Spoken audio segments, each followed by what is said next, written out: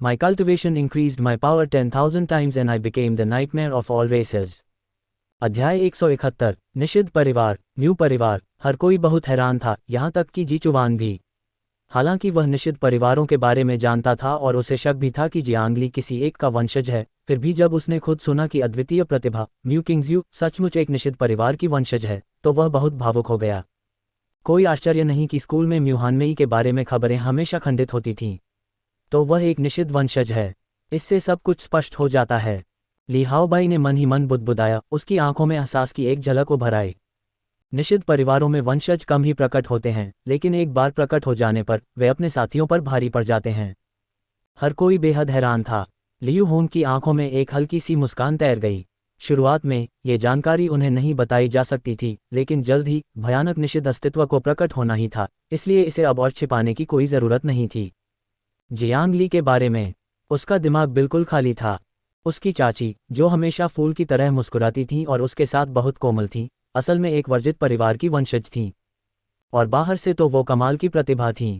कोई आश्चर्य नहीं कि वो हमेशा कहती थीं कि उन्हें कभी कभार दुकान के साथ लंबी यात्रा पर जाना पड़ता है, इसलिए वो उस समय का इस्तेमाल बाकी 4 स्कूलों के छात्रों को दबाने में कर रही थीं। वो मन ही मन शिकायत करने से खुद को नहीं रोक पाया। चाची, आप वाकई कमाल हैं। म्यू परिवार, वर्जित परिवार, पापा और मम्मी, आप वाकई कमाल हैं। जाहिर था कि उसकी माँ म्यू हानमेई भी म्यू परिवार की सदस्य होंगी, और उसके पिता कितने साधारण हो सकते हैं। ये धोखेबाज। जियांगली के दांतों में थोड़ी खुजली हो रही थी। वह कुछ संसाधन जुटाने की कोशिश में लगभग मर ही रहा था, और तभी उसे पता चला कि उसकी माँ और चाची असल में निषिद्ध परिवारों की सदस्य थीं, जिनके बारे में अफवाह थी कि वे युद्ध देवता परिवार से भी ज्यादा शक्तिशाली हैं। ये कड़वाहट और संतुष्टि दोनों का एक अजीब अवर्णनीय एहसास था, लेकिन वह जानता था कि उसके माता पिता जरूर ऐसा करेंगे। हालांकि वे उस पर हर तरह से प्यार करते थे, फिर भी वे उसे तरह तरह के मानवीय कष्ट देने की हर संभव कोशिश करते थे, इसे उसका मन शांत करना कहते थे। हालांकि उसे तुरंत लगा कि कुछ गड़बड़ है, ये ठीक नहीं है। हालांकि माँ और पिताजी थोड़े अविश्वसनीय हैं। अगर वे सचमुच निषिद्ध परिवार से थे, तो उन्हें जाने के बाद मेरे लिए उचित व्यवस्था करनी चाहिए थी। अगर वे अविश्वसनीय भी होते, तो मेरी चाची जरूर मेरे लिए सब कुछ व्यवस्थित कर देती। जरूर किसी एक चरण में कुछ गड़बड़ हो गई होगी। जियांगली ने भौहें चढ़ाईं, थोड़ा उलझन में। इस समय म्यू परिवार के निषिद्ध क्षेत्र के भीतर म्यू किंगज्यू का पीछा कर रहे वृद्ध व्यक्ति को अचानक छींक आ गई। वह एकांत साधना में था। क्या हो रहा है? कौन मेरे बारे में बात कर रहा है? उसने ज्यादा कुछ न सोचते हुए अपना सिर हिलाया और अपनी आंखों के सामने तैरती हुई सुनहरी गोली को देखा। उसकी निगाहें उत्साह से भर गईं। युवा कुमारी द्वारा दी गई ब्रेकिंग रियल्म पिल सचमुच चमत्कारी है। एक बार जब मैं इसे परिष्कृत कर लूंगा, तो मैं निश्चित रूप से एक उच्च स्तर पर पहुंच जाऊंगा। मैं ज्यादा से ज्यादा 2 महीनों में एकांत से बाहर आ जाऊंगा। पैतृक तारे के पार ही असली दुनिया है। दुर्भाग्य से मेरी प्रतिभा मुझे यहाँ पैतृक तारा शाखा में एक छोटे परिवार के मुखिया के रूप में ही रहने की अनुमति देती है। आह! म्यू परिवार की पैतृक तारा शाखा के मुखिया म्यू शेंग ने आह भरी। हालांकि पैतृक तारा बहुत महत्वपूर्ण था, क्योंकि यह मानवता का जन्मस्थान था, फिर भी ये लोगों को केवल बाहर जाने की अनुमति देता था, प्रवेश करने की नहीं, और कोई भी वहां फंसना नहीं चाहता था। लेकिन अगर मैं जियांगली की अच्छी देखभाल करूंगा, तो जब यंग मिस और सबसे बड़ी यंग मिस वापस आएंगी, तो मुझे जरूर इनाम मिलेगा। शायद मैं और भी आगे बढ़ सकूं। ये सोचकर उसकी आंखों में आशा की एक किरण जगमगा उठी। मेरे हिसाब से जियांगली को अभी अभी विश्वविद्यालय में प्रवेश लेना चाहिए था। यह अफसोस की बात है कि इस ब्रेकिंग रियल्म पिल के शोधन का समय मेरी उम्मीदों से कहीं ज्यादा था, वरना मैं पहले ही एकांतवास से बाहर आकर जियांगली का व्यक्तिगत रूप से अनुसरण करने लगा होता। निषिद्ध के न आने और 2 असीमित युद्ध देवता स्तर के काले कवच रक्षकों हेई और हेईर के न होने से जियांगली को कोई जानलेवा खतरा नहीं होगा। लेकिन काले कवच रक्षक तो आखिरकार भावनाहीन प्राणी हैं। अगर जियांगली को कोई शिकायत होती भी है, तो वे बता नहीं पाएंगे। मैं उस समय थोड़ी जल्दबाजी में था। शुक्र है, बस 2-3 महीने ही तो हैं, कोई बड़ी बात नहीं। जियांगली की प्रतिभा के साथ वह शायद इतनी जल्दी किसी उच्च स्तरीय अस्तित्व के संपर्क में नहीं आएगा। अभी भी समय है। म्यू शेंग के मन में तरह तरह के विचार कौंध रहे थे, और उसने मन ही मन ठान लिया कि एक बार एकांत से बाहर आने के बाद वह जियांगली से गोंद की तरह चिपक जाएगा और कहीं और नहीं जाएगा। परिष्करण में तेजी लाओ। उसने अपना मन शांत किया और ब्रेकिंग रियल्म पिल का परिशोधन जारी रखा। जियांगन मार्शल आर्ट्स हाई स्कूल। जियांगली भौचक्का रह गया, कुछ समझ नहीं पा रहा था, इसलिए उसने बस इसके बारे में सोचना बंद कर दिया। चूंकि वह जानता था कि उसके माता पिता, चाची और निषिद्ध परिवार, म्यू परिवार एक दूसरे से जुड़े हुए हैं, इसलिए यह आसान था, बस उस लक्ष्य की ओर बढ़ो। उसका दिल बहुत ज्यादा सुकून से भर गया। इस पल लियू होंग ने सबके चेहरों पर हैरानी के भाव देखे और मुस्कुराए बिना नहीं रह सका। ठीक है, निषिद्ध परिवारों के वंशज वाकई बहुत शक्तिशाली हैं, लेकिन आप सभी अद्वितीय प्रतिभाशाली हैं। अगर आप कड़ी मेहनत करेंगे तो हो सकता है कि आप उस मुकाम तक पहुंच जाएं। छात्र जियांग ली, नए छात्रों के लिए प्रवेश प्रतियोगिता 3 दिन बाद है। यह न केवल आपके गुरु के चुनाव को प्रभावित करती है, बल्कि इसके साथ बेहतरीन पुरस्कार भी मिलते हैं, इसलिए आपको कड़ी मेहनत करनी होगी। ये कहकर अध्यक्ष लियू मुस्कुराए और कुछ शिक्षकों के साथ चले गए। चौथे वर्ष के कई प्रतिभाशाली छात्र उनके पीछे पीछे आए। आखिरकार जियांग ली चाहे कितनी भी प्रतिभाशाली क्यों न हो, स्कूल हर समय नानी की भूमिका नहीं निभा सकता। इससे एक विशालकाय बच्चा ही विकसित होगा, एक मजबूत इंसान नहीं। नए छात्रों के लिए प्रवेश प्रतियोगिता। जियांग ली ने मन ही मन बुदबुदाया। वह जानता था कि जियांगन मार्शल आर्ट्स हाई स्कूल में यह एक परंपरा है जो हर साल नए छात्रों के आने पर आयोजित की जाती है। न केवल विभिन्न गुरु अपने पसंदीदा छात्रों का निरीक्षण और चयन करने आते थे, बल्कि शीर्ष 3 छात्रों को अद्भुत पुरस्कार भी मिलते थे। जियांगन मार्शल आर्ट्स हाई स्कूल हमेशा से ही योग्य छात्रों के उत्थान और औसत छात्रों के पतन के सिद्धांत पर चलता रहा है। जैसा कि अध्यक्ष लियू ने कहा था, अगर जियांग ली अपने ऊपर लगाए गए सभी संसाधनों के बावजूद दूसरों से हार जाते हैं, तो स्वाभाविक रूप से उनका स्थान कोई और ले लेगा। जियांग ली ने गहरी सांस ली, उनकी आंखें युद्ध के जोश से भर गईं। उन्हें खुद पर पूरा भरोसा था। अपनी पीढ़ी के विलक्षण और अद्भुत प्रतिभाओं को कुचलना जियांगन मार्शल आर्ट्स हाई स्कूल में उनके उत्थान का पहला कदम था। चाहे आप किसी युद्ध देवता परिवार के वंशज हों या संघ के किसी विशेष प्रतिभावान, वह एक ही वार में उन सभी को धूल चटा देते थे। चलो हम भी चलते हैं। जियांग ली ने मुस्कुराते हुए निंग जिंग और बाकी दोनों की तरफ देखा, जो अभी भी अचंभित थे। इसके बाद उसने स्वर्ग स्तरीय खजाने की तिजोरी देखने की योजना बनाई। निंग जिंग की आंखें ईर्ष्या से भरी थीं जब उसने जियांग ली से कहा, ये स्वर्ग स्तरीय खजाने की तिजोरी स्कूल की कई वर्षों में जमा की गई गहरी नींव में से एक है। इसके अंदर के खजाने दुर्लभतम खजानों में से एक हैं और छात्रों को शायद ही कभी अंदर जाने दिया जाता है। मुझे उम्मीद नहीं थी कि अध्यक्ष लियू इतनी बड़ी रकम खर्च करने को तैयार होंगे। कोई आश्चर्य नहीं कि उन चंद लोगों की आंखें अभी ईर्ष्या से लाल थीं। जियांग ली को अचानक समझ आ गया। निंग जिंग मुस्कुराई, ये स्वाभाविक है। हालांकि वे अपने चौथे वर्ष में शीर्ष प्रतिभाशाली हैं, उनमें से कई ने स्वर्ग स्तरीय खजाने की तिजोरी में प्रवेश भी नहीं किया है, इसलिए वे स्वाभाविक रूप से आपसे ईर्ष्या करते हैं। ये सुनकर जियांग ली और भी उत्सुक हो गया। वे दोनों हंसते बोलते उस छोटे से आंगन के सामने पहुंच गए जहां स्वर्ग स्तरीय खजाना तिजोरी स्थित थी। वहां से आगे केवल जियांग ली ही जा सकता था। तीनों की ईर्ष्या भरी निगाहों के नीचे वह इत्मीनान से अपने सामने वाले छोटे से आंगन में कदम रखता, निर्देशों के अनुसार घुमावदार रास्ता बनाता और आखिरकार उसे स्वर्ग स्तरीय खजाना तिजोरी मिल गई।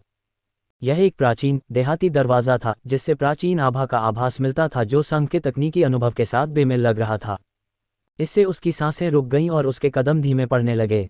लेकिन जिस बात ने जियांग ली के दिल को सचमुच झकझोर दिया, वह था तिजोरी के द्वार पर आधी आंखें बंद किए बैठा एक हाथ वाला बूढ़ा आदमी। अथाह, मानो उसकी आत्मा की अनुभूति पूरी तरह से विफल हो गई हो। ऐसा लग रहा था जैसे किसी काले गड्ढे का सामना कर रहा हो जिसने सब कुछ निगल लिया हो। ये पहली बार था जब उसने ऐसी स्थिति का सामना किया था, यहाँ तक कि राष्ट्रपति लियू ने भी अभी अभी ऐसी विचित्र घटना नहीं मचाई थी। वरिष्ठ, नमस्ते, यह मेरा प्रमाण पत्र है। जियांग ली ने राष्ट्रपति लियू द्वारा दिया गया प्रमाण पत्र सम्मानपूर्वक सौंप दिया और किनारे पर प्रतीक्षा करने लगा। जियांग ली ने सावधानी से अपने सामने खड़े बूढ़े व्यक्ति को देखा। उसकी बाईं आस्तीन खाली थी, उसकी त्वचा झुर्रियों से ढकी हुई थी और उसकी आंखें कुछ धुंधली थीं, जिससे वह मृत्यु के कगार पर खड़े किसी शतायु व्यक्ति जैसा लग रहा था। लेकिन जियांग ली ने उसे जरा भी कम आंकने की हिम्मत नहीं की। ये Jiangnan martial arts high school था। वरिष्ठ, उसने धीरे से पुकारा और आखिरकार उस बूढ़े आदमी को, जो सोच में डूबा हुआ था, वास्तविकता में वापस ला दिया।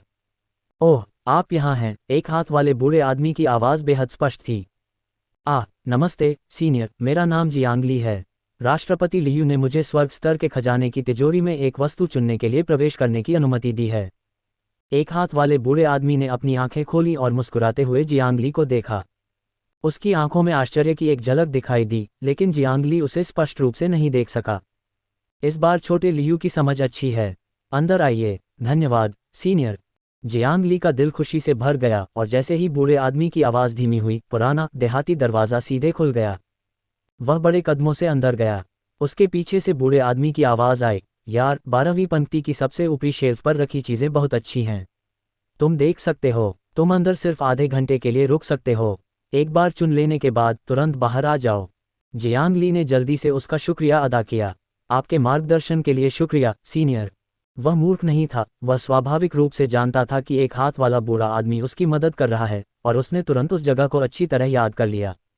जैसे ही उसने दरवाजे से अंदर कदम रखा, पहले कुछ मन दिखाई देने वाला खजाना भंडार तुरंत गर्म पीले तेल के दियों से जगमगा उठा, जो हल्के और चमकदार नहीं थे, खजाने के भंडार के अंदरूनी हिस्से को पूरी तरह से रोशन कर रहे थे। जियांग ली ने चारों ओर देखा। वह दंग रह गया। काली लकड़ी की अलमारियों की कतारों में विभिन्न दुर्लभ और विदेशी खजाने रखे हुए थे, जिनमें से प्रत्येक का विवरण लिखा था। जियांग ली ने अपने दिल में उमड़ते उत्साह को दबा दिया और उन्हें एक एक करके देखा। काला जुबान सोना, एक जंगल क्षेत्र में गहराई में पाया जाने वाला एक दुर्लभ अयस्क, जो किसी मार्शल कलाकार की की हुई ऊर्जा को बढ़ाने में बहुत मददगार है। पीला फूल रक्त फल, एक, इसका सेवन करने से व्यक्ति की प्राण ऊर्जा की शुद्धता अगले चरण युद्ध राजा के नीचे प्रभावी तक पहुंच सकती है। वज्र यंत्र, इसे धारण करने से युद्ध सम्राट के बराबर शक्ति प्राप्त होती है, लेकिन इसके लिए बहुत अधिक ऊर्जा की आवश्यकता होती है। कठपुतली पत्थर, आसमानी हरी बेल, dot dot dot dot dot dot dot dot. कीमती खजानों की एक के बाद एक वस्तुएं देखकर जियांग ली का दिल धड़क उठा। काले जुबान सोने की तो बात ही छोड़िए, अगर वह काले जुबान सोने के इस जिन को अपने ब्लैक मून बैटल ब्लेड में समाहित कर पाता, तो प्रवर्धित ब्लेड क्यूई कम से कम कई गुना ज्यादा शक्तिशाली हो जाती। पीला फूल रक्त फल भी उतना ही स्वर्ग विरोधी था। इसका मतलब था कि इस चमत्कारी फल का सेवन करने से युद्ध सम्राट स्तर की प्राणशक्ति प्राप्त की जा सकती थी। हालांकि यह एक अग्रिम निकासी की तरह था, और युद्ध सम्राट स्तर पर प्राणशक्ति की शुद्धता और नहीं बढ़ती। और थंडर मेघ तो और भी ज्यादा प्रभावशाली था। इसे धारण करने वाला कोई भी योद्धा युद्ध सम्राट के बराबर शक्ति प्राप्त कर सकता था। हालांकि ऊर्जा की खपत भी बहुत ज्यादा थी, जिससे ये दोषपूर्ण हो गया था। इसके अलावा जियांग ली के पास पहले से ही युद्ध सम्राट स्तर की युद्ध शक्ति थी, इसलिए उसे इसकी जरूरत नहीं थी। जैसे ही उसने हर खजाने को देखा, जियांग ली की सांसें तेज हो गईं और उसका दिल विस्मय से भर गया। ये वास्तव में Jiangnan martial arts high school था, जिसमें अपार भंडार थे। इस स्वर्ग स्तरीय खजाने की तिजोरी का मूल्य बिल्कुल सर्वोच्च था। कोई आश्चर्य नहीं कि उन वरिष्ठ छात्रों की आंखें ईर्ष्या और जलन से लाल थीं। दुर्भाग्य से वह केवल एक ही वस्तु चुन सका। जियांग ली ने कुछ गहरी सांसें लीं, अपने मन में चल रहे विचलित करने वाले विचारों को एक तरफ फेंका और ध्यान से अपने लिए कुछ उपयोगी चुनने लगा। वह समझ गया कि इन खजानों की गुणवत्ता भी अलग अलग थी। कुछ ताकत बढ़ाने वाले थे, जबकि कुछ बाहरी साधन माने जाते थे। वह कौन सा खजाना चुनता, ये सब उसकी अपनी सूक्ष्म दृष्टि पर निर्भर करता था। इसे एक छोटी सी परीक्षा भी माना जा सकता है। अपनी दृश्य लालसा को संतुष्ट करने के बाद जियांग ली सीधे अलमारियों की 12वीं पंक्ति की ओर बढ़ गया। वह एक हाथ वाले बूढ़े व्यक्ति के मार्गदर्शन को नहीं भूला था। स्विश स्विश स्विश, जियांग ली तेजी से हर शेल्फ के पास से गुजरा और अपने लक्ष्य पर रुक गया। उसकी आंखों के सामने एक बैंगनी रंग का ब्लेड इंटेंट जेड पेंडेंट प्रकट हुआ। Blade intent Z pendant blade intent की समझ को तेज कर सकता है। जियांग ली की आंखें तुरंत चौड़ी हो गईं और उसने उसे पकड़ लिया। वह जेड पेंडेंट के भीतर एक अविश्वसनीय रूप से शक्तिशाली शक्ति को स्पष्ट रूप से महसूस कर सकता था। वर्णन सरल था, लेकिन जियांग ली का दिल धड़क उठा। गुनगुनाहट। इस बैंगनी ब्लेड इंटेंट जेड पेंडेंट को प्राप्त करते ही उसने महसूस किया कि उसके 2 आधे चरण वाले ब्लेड इंटेंट कांपने लगे हैं। उनकी गतिविधि सामान्य से कई गुना ज्यादा हो गई है। जियांग ली ने इसे ध्यान से महसूस किया और कुछ सांसों के बाद उसने अपनी आंखें खोलीं, जो सुखद आश्चर्य से भरी थीं। समझने की गति पहले से 2 गुनी तेज है। इसका क्या मतलब था? इसका मतलब था कि जियांग ली आधे समय में ब्लेड इंटेंट की छोटी या बड़ी पूर्णता तक पहुंच सकता था। हालांकि इस जेड पेंडेंट की शक्ति उपभोग योग्य थी, जियांग ली की समझ के अनुसार ये तब तक पर्याप्त होनी चाहिए जब तक वह ब्लेड इंटेंट को पूरी तरह से समझ न ले। क्या खजाना है, सचमुच खजाना? जियांग ली अपने होठों पर एक खुशी भरी मुस्कान लाए बिना नहीं रह सका। बाहरी ताकतें चाहे कितनी भी शक्तिशाली क्यों न हो, वे कभी भी अपनी ताकत जितनी मजबूत नहीं होती। उसने पहले अनुमान लगाया था कि ब्लेड इंटेंट को पूरी तरह समझने में उसे कुछ और दिन लगेंगे, लेकिन अब नए छात्र नामांकन प्रतियोगिता से पहले थंडर और फ्लेम ब्लेड इंटेंट दोनों में महारत हासिल कर ली जाएगी, और वह भविष्य की साधना के लिए इसका उपयोग जारी रख सकता था। जैसे जैसे वह आगे बढ़ता गया, खासकर लिंक ब्रिज खोलने के बाद, प्राण ऊर्जा का संचय गौण होता गया। साधना का सबसे महत्वपूर्ण पहलू इंटेंट को समझना था। इसलिए ये ब्लेड इंटेंट जेड पेंडेंट निश्चित रूप से एक सर्वोच्च खजाना था। इसके साथ जियांग ली की विकास दर और भी तेज हो जाएगी। लगभग तुरंत ही जियांग ली ने इस जेड पेंडेंट को अपना पसंदीदा खजाना चुन लिया। अभी उस वरिष्ठ व्यक्ति की पहचान क्या थी? क्या वह युद्ध राजाओं में एक अद्वितीय विशेषज्ञ हो सकता है, या एक निषिद्ध अस्तित्व भी? वह आश्चर्यचकित हुए बिना नहीं रह सका, कृतज्ञता और विस्मय दोनों महसूस कर रहा था। एक नज़र में यह बता पाना कि यह ब्लेड इंटेंट जेड पेंडेंट उसके अनुकूल है, इसका मतलब था कि एक हाथ वाले बूढ़े व्यक्ति ने उसके साधना क्षेत्र को पूरी तरह से समझ लिया था, इसीलिए उसने ऐसा मार्गदर्शन दिया। और इससे पहले, जब तक वह सक्रिय रूप से इसे प्रकट नहीं करता, तब तक दूसरे लोग नहीं बता सकते थे। जियांग ली ने ब्लेड इंटेंट जेड पेंडेंट उठाया, खजाने की तिजोरी पर एक धीमी नज़र डाली और फिर हल्के से दरवाजे की ओर चल दिया। मुझे कुछ और बार अंदर आने का मौका ढूंढना होगा।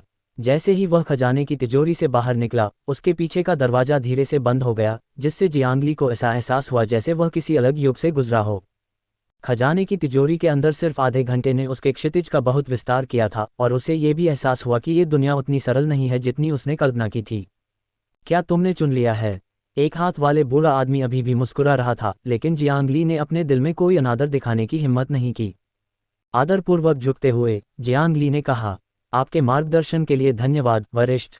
क्या मैं आपका नाम पूछ सकता हूँ? आप मुझे बस दाओ लाओ कह सकते हैं। जियांग ली ने फिर झुककर कहा, नमस्ते दाओ लाओ। तुम बच्चे, अच्छी तरह से साधना करो। ब्लेड दाओ में तुम्हारी अच्छी प्रतिभा है, इसे बर्बाद मत करो। जियांग ली ने सिर हिलाया। आपकी प्रशंसा के लिए धन्यवाद दाओ लाओ। जियांग ली जरूर लगन से साधना करेगा। चलो चलो। दाओ लाओ ने हाथ हिलाया, थोड़ा थका हुआ लग रहा था, और फिर अपने विचारों में खोया हुआ मन वापस लौट आया। ये देखकर जियांग ली ने उसे परेशान नहीं किया और चुपचाप छोटे से आंगन से बाहर चला गया। जैसा कि 5 प्रसिद्ध विद्यालयों से अपेक्षित है, उनकी नींव भयानक रूप से गहरी है। जियांग ली ने मन ही मन सोचा।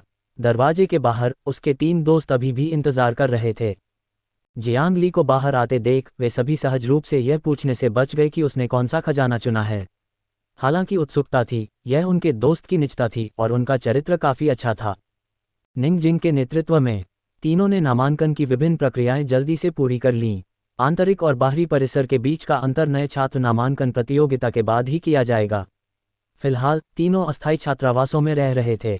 सौभाग्य से जियांगन मार्शल आर्ट्स हाई स्कूल इतना बड़ा था कि छोटे आंगन कोई समस्या नहीं थे। ये रात काफी हो चुकी थी। जियांग ली पालथी मारकर बैठा था, उसकी गर्दन पर ब्लेड इंटेंट वाला जेड पेंडेंट धुंधली बैंगनी रोशनी बिखेर रहा था।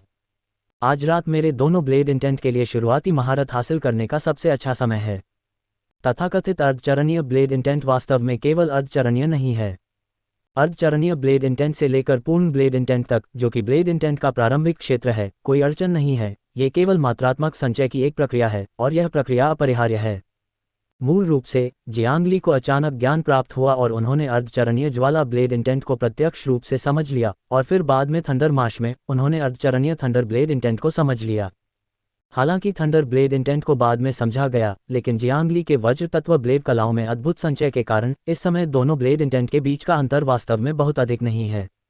यदि वह सामान्य रूप से साधना करता तो उसे सामान्य रूप से आगे बढ़ने में शायद केवल 3 या 4 दिन लगते। और अब ब्लेड इंटेंट जेड पेंडेंट के साथ वह इस अवसर का लाभ उठाकर इसे एक ही बार में पूरी तरह से समझ सकता है। जियांग ली पालथी मारकर बैठ गया, उसकी गहरी आत्मिक अनुभूति जेड पेंडेंट के साथ संवाद करने लगी थी। आज तक उसकी आत्मिक शक्ति एक सामान्य व्यक्ति की तुलना में 5 गुना से थोड़ी ज्यादा पहुंच गई है। एक बार जब ये 6 गुना हो जाए तो वह आरोहण द्वार गुप्त तकनीक की तीसरी परत तक पहुंचने का प्रयास शुरू कर सकता है। उसकी आत्मिक अनुभूति, जो एक सामान्य व्यक्ति की तुलना में 5 गुना ज्यादा थी, ने उसके लिए जेड पेंडेंट के साथ संवाद करना और भी आसान बना दिया। उसमें निहित ब्लेड की शक्ति ने उसके मन को थोड़ा झकझोर दिया।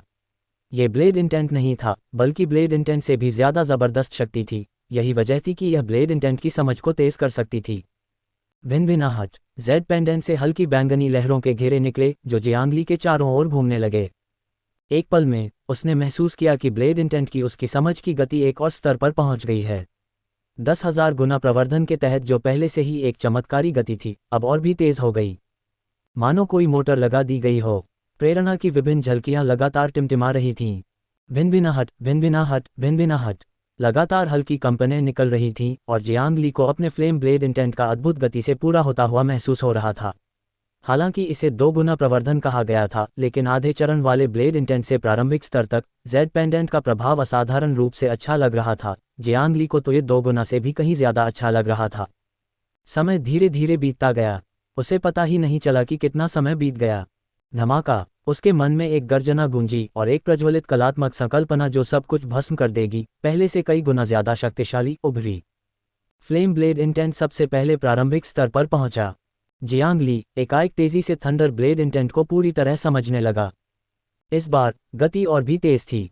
जब तक आकाश में भोर का पहला संकेत दिखाई देने लगा, जियांग ली के मन में आखिरकार एक बार फिर वही जानी पहचानी गर्जना गूंज उठी। मानो दुनिया बहुत साफ हो गई हो। अतुलनीय रूप से प्रभावशाली थंडर ब्लेड इंटेंट और असाधारण रूप से प्रचंड फ्लेम ब्लेड इंटेंट आपस में गुंथ गए, जिससे दमन का एक असाधारण शक्तिशाली भाव पैदा हुआ, जिससे जियांग ली के आसपास की हवा विकृत होने लगी। Thunder blade intent, flame blade intent दोनों ही प्रारंभिक स्तर पर पहुंच गए। जियांग ली ने अपनी आंखें खोली और खिलखिलाकर हंसा। आधे चरण वाले ब्लेड इंटेंट और प्रारंभिक ब्लेड इंटेंट के बीच का अंतर अभी भी स्पष्ट है। उसकी ताकत और भी बढ़ गई थी। अपनी वर्तमान ताकत के आधार पर अगर युद्ध शक्ति के आधार पर देखा जाए तो वह निश्चित रूप से 2 सितारा युद्ध के सम्राट से मुकाबला कर सकता था। यह महसूस करते हुए कि जेड पेंडेंट के भीतर की रहस्यमयी शक्ति का आधे से भी कम हिस्सा खत्म हो चुका है, जियांग ली ने उसे कसकर पकड़ लिया। इस दर पर यह मेरे लिए ब्लेड इंटेंट के महान सिद्धि क्षेत्र तक पहुंचने तक मुश्किल से ही पर्याप्त होगा। अगर मुझे भविष्य में फिर से ऐसा खजाना मिल जाए तो बहुत अच्छा होगा। जियांग ली ने भावुक होकर आह भरी। वह कुछ नहीं कर सकता था। दोहरे ब्लेड इंटेंट की खपत आम लोगों की तुलना में थोड़ी ज्यादा थी। आह भरने के बाद जियांग ली ने अपना ब्लेड निकाला और अपनी ब्लेड कला का अभ्यास करने लगा। धधकती सीमा पागल ब्लेड, वज्र विनाशक वार।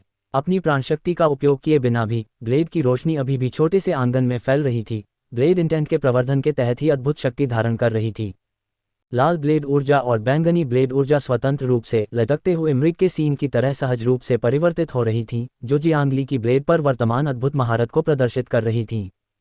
इस समय दोनों ए रैंक युद्ध कौशल स्वाभाविक रूप से कलात्मक अवधारणा स्तर पर पहुंच गए, क्योंकि दोनों ब्लेड इरादे प्रारंभिक स्तर पर पहुंच गए थे।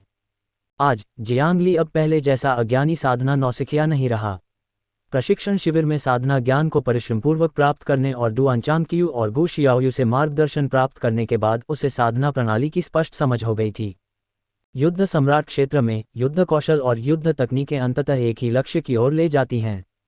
युद्ध कौशल के संदर्भ में ए रैंक युद्ध कौशल का अतिरिक्त कलात्मक अवधारणा स्तर वास्तव में कलात्मक अवधारणा की समझ है, जैसे कि blade intent, sword intent, fist intent या यहाँ तक कि फ्रॉस्ट इंटेंट, फ्लेम इंटेंट इत्यादि।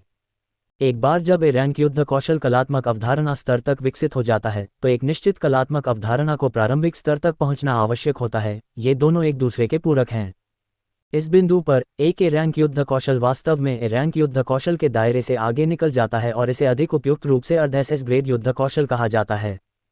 क्योंकि एसएस ग्रेड युद्ध कौशल अब केवल प्राण ऊर्जा के प्रयोग के बारे में नहीं है, बल्कि प्राण ऊर्जा के साथ संयुक्त कलात्मक अवधारणा के प्रयोग के बारे में है, और एसएस ग्रेड युद्ध कौशल विकसित करने से पहले कलात्मक अवधारणा को लघु सिद्धि क्षेत्र तक पहुंचने की आवश्यकता होती है।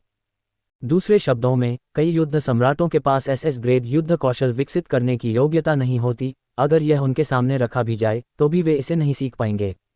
इसी तरह एसएस ग्रेड युद्ध कौशल विकसित करने के लिए महान सिद्धि क्षेत्र तक पहुंचने की कलात्मक अवधारणा की आवश्यकता होती है। ये केवल युद्ध देवताओं के लिए ही है।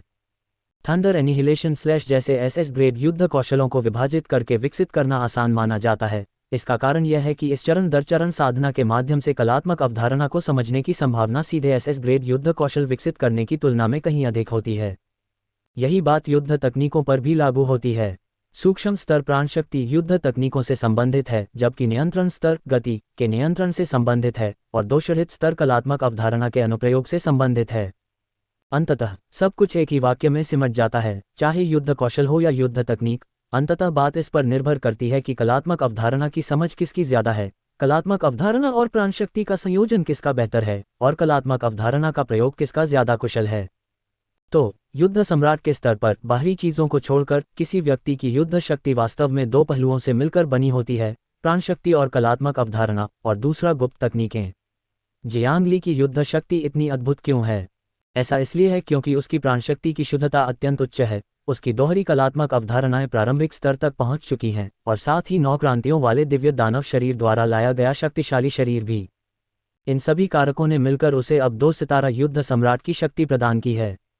गुप्त तकनीकें अक्सर अद्भुत शक्ति उत्पन्न कर सकती हैं, या तो प्राणशक्ति को कई गुना बढ़ाकर या अस्थायी रूप से तत्वों के लगाव को अत्यधिक उच्च स्तर तक बढ़ाकर। मैं अभी इन 100,000 शैक्षणिक क्रेडिट का उपयोग नहीं करूंगा। एक गुरु चुनने के बाद मैं उनकी सलाह सुनूंगा कि गुप्त तकनीक चुनूं या एसएस ग्रेड युद्ध कौशल, या शायद। जियांग ली ने बहुत स्पष्ट रूप से सोचा। एक बार जब शैक्षणिक क्रेडिट की यह लहर खत्म हो जाएगी तो बाद में और अधिक अर्जित करना इतना आसान नहीं होगा। वह इन 2 या 3 छोटे दिनों तक इंतजार कर सकता था। खैर, नए छात्रों की प्रवेश प्रतियोगिता शुरू होने वाली थी। मेरा अगला साधना लक्ष्य अपनी प्राणशक्ति को तेजी से मजबूत करना है और फिर धीरे धीरे ब्लेड इंटेंट को प्राणशक्ति के साथ मिलाना है। इस तरह, चाहे एसएस ग्रेड युद्ध कौशल की साधना करूं या भविष्य में अपने स्वयं के युद्ध कौशल विकसित करूं, ये बहुत आसान हो जाएगा। जियांग ली ने अपनी अगली साधना की योजना बनाते हुए मन ही मन सोचा। सच्चे महाशक्तिशाली, हालांकि शुरुआत में दूसरों के युद्ध कौशल सीखते हैं, अंततः अपने स्वयं के कौशल विकसित कर लेते हैं। अन्यथा पहले के युद्ध कौशल कहाँ से आते। अगले 3 दिनों में जियांग ली ने गुशेंग और जीचुवान के साथ कभी कभी स्कूल का भ्रमण किया, लेकिन उनका अधिकांश समय साधना में ही व्यतीत हुआ। नए छात्रों का पंजीकरण कुल 3 दिनों तक चला और वे सबसे पहले पहुंचने वालों में से थे। इन दिनों के दौरान कभी कभी कई विलक्षण प्रतिभाएं उभरी, यहाँ तक कि कुछ मध्यवर्ती युद्ध राजा भी दिखाई दिए और कई विशेष शारीरिक बनावट वाले व्यक्ति भी, जो कि काफी बड़ा चढ़ाकर बताया गया था। इससे जीचुवान पर बहुत दबाव पड़ा। उनके आरंभिक चरण के युद्ध राजा क्षेत्र ने उन्हें पहले ही 1 लाख नए छात्रों में शीर्ष स्तर पर पहुंचा दिया था। हालांकि नए छात्रों की प्रवेश प्रतियोगिता में शीर्ष 3 या यहाँ तक कि शीर्ष 5 में भी जगह बनाना बहुत मुश्किल होगा। नए छात्रों का ये बैच बहुत ही भयानक था। सभी नए छात्रों की घबराहट और उम्मीद भरी मनोदशा के बीच 3 दिन पलक झपकते ही बीत गए। सुबह सुबह सभी नए छात्र केंद्रीय खेल मैदान की ओर दौड़ पड़े।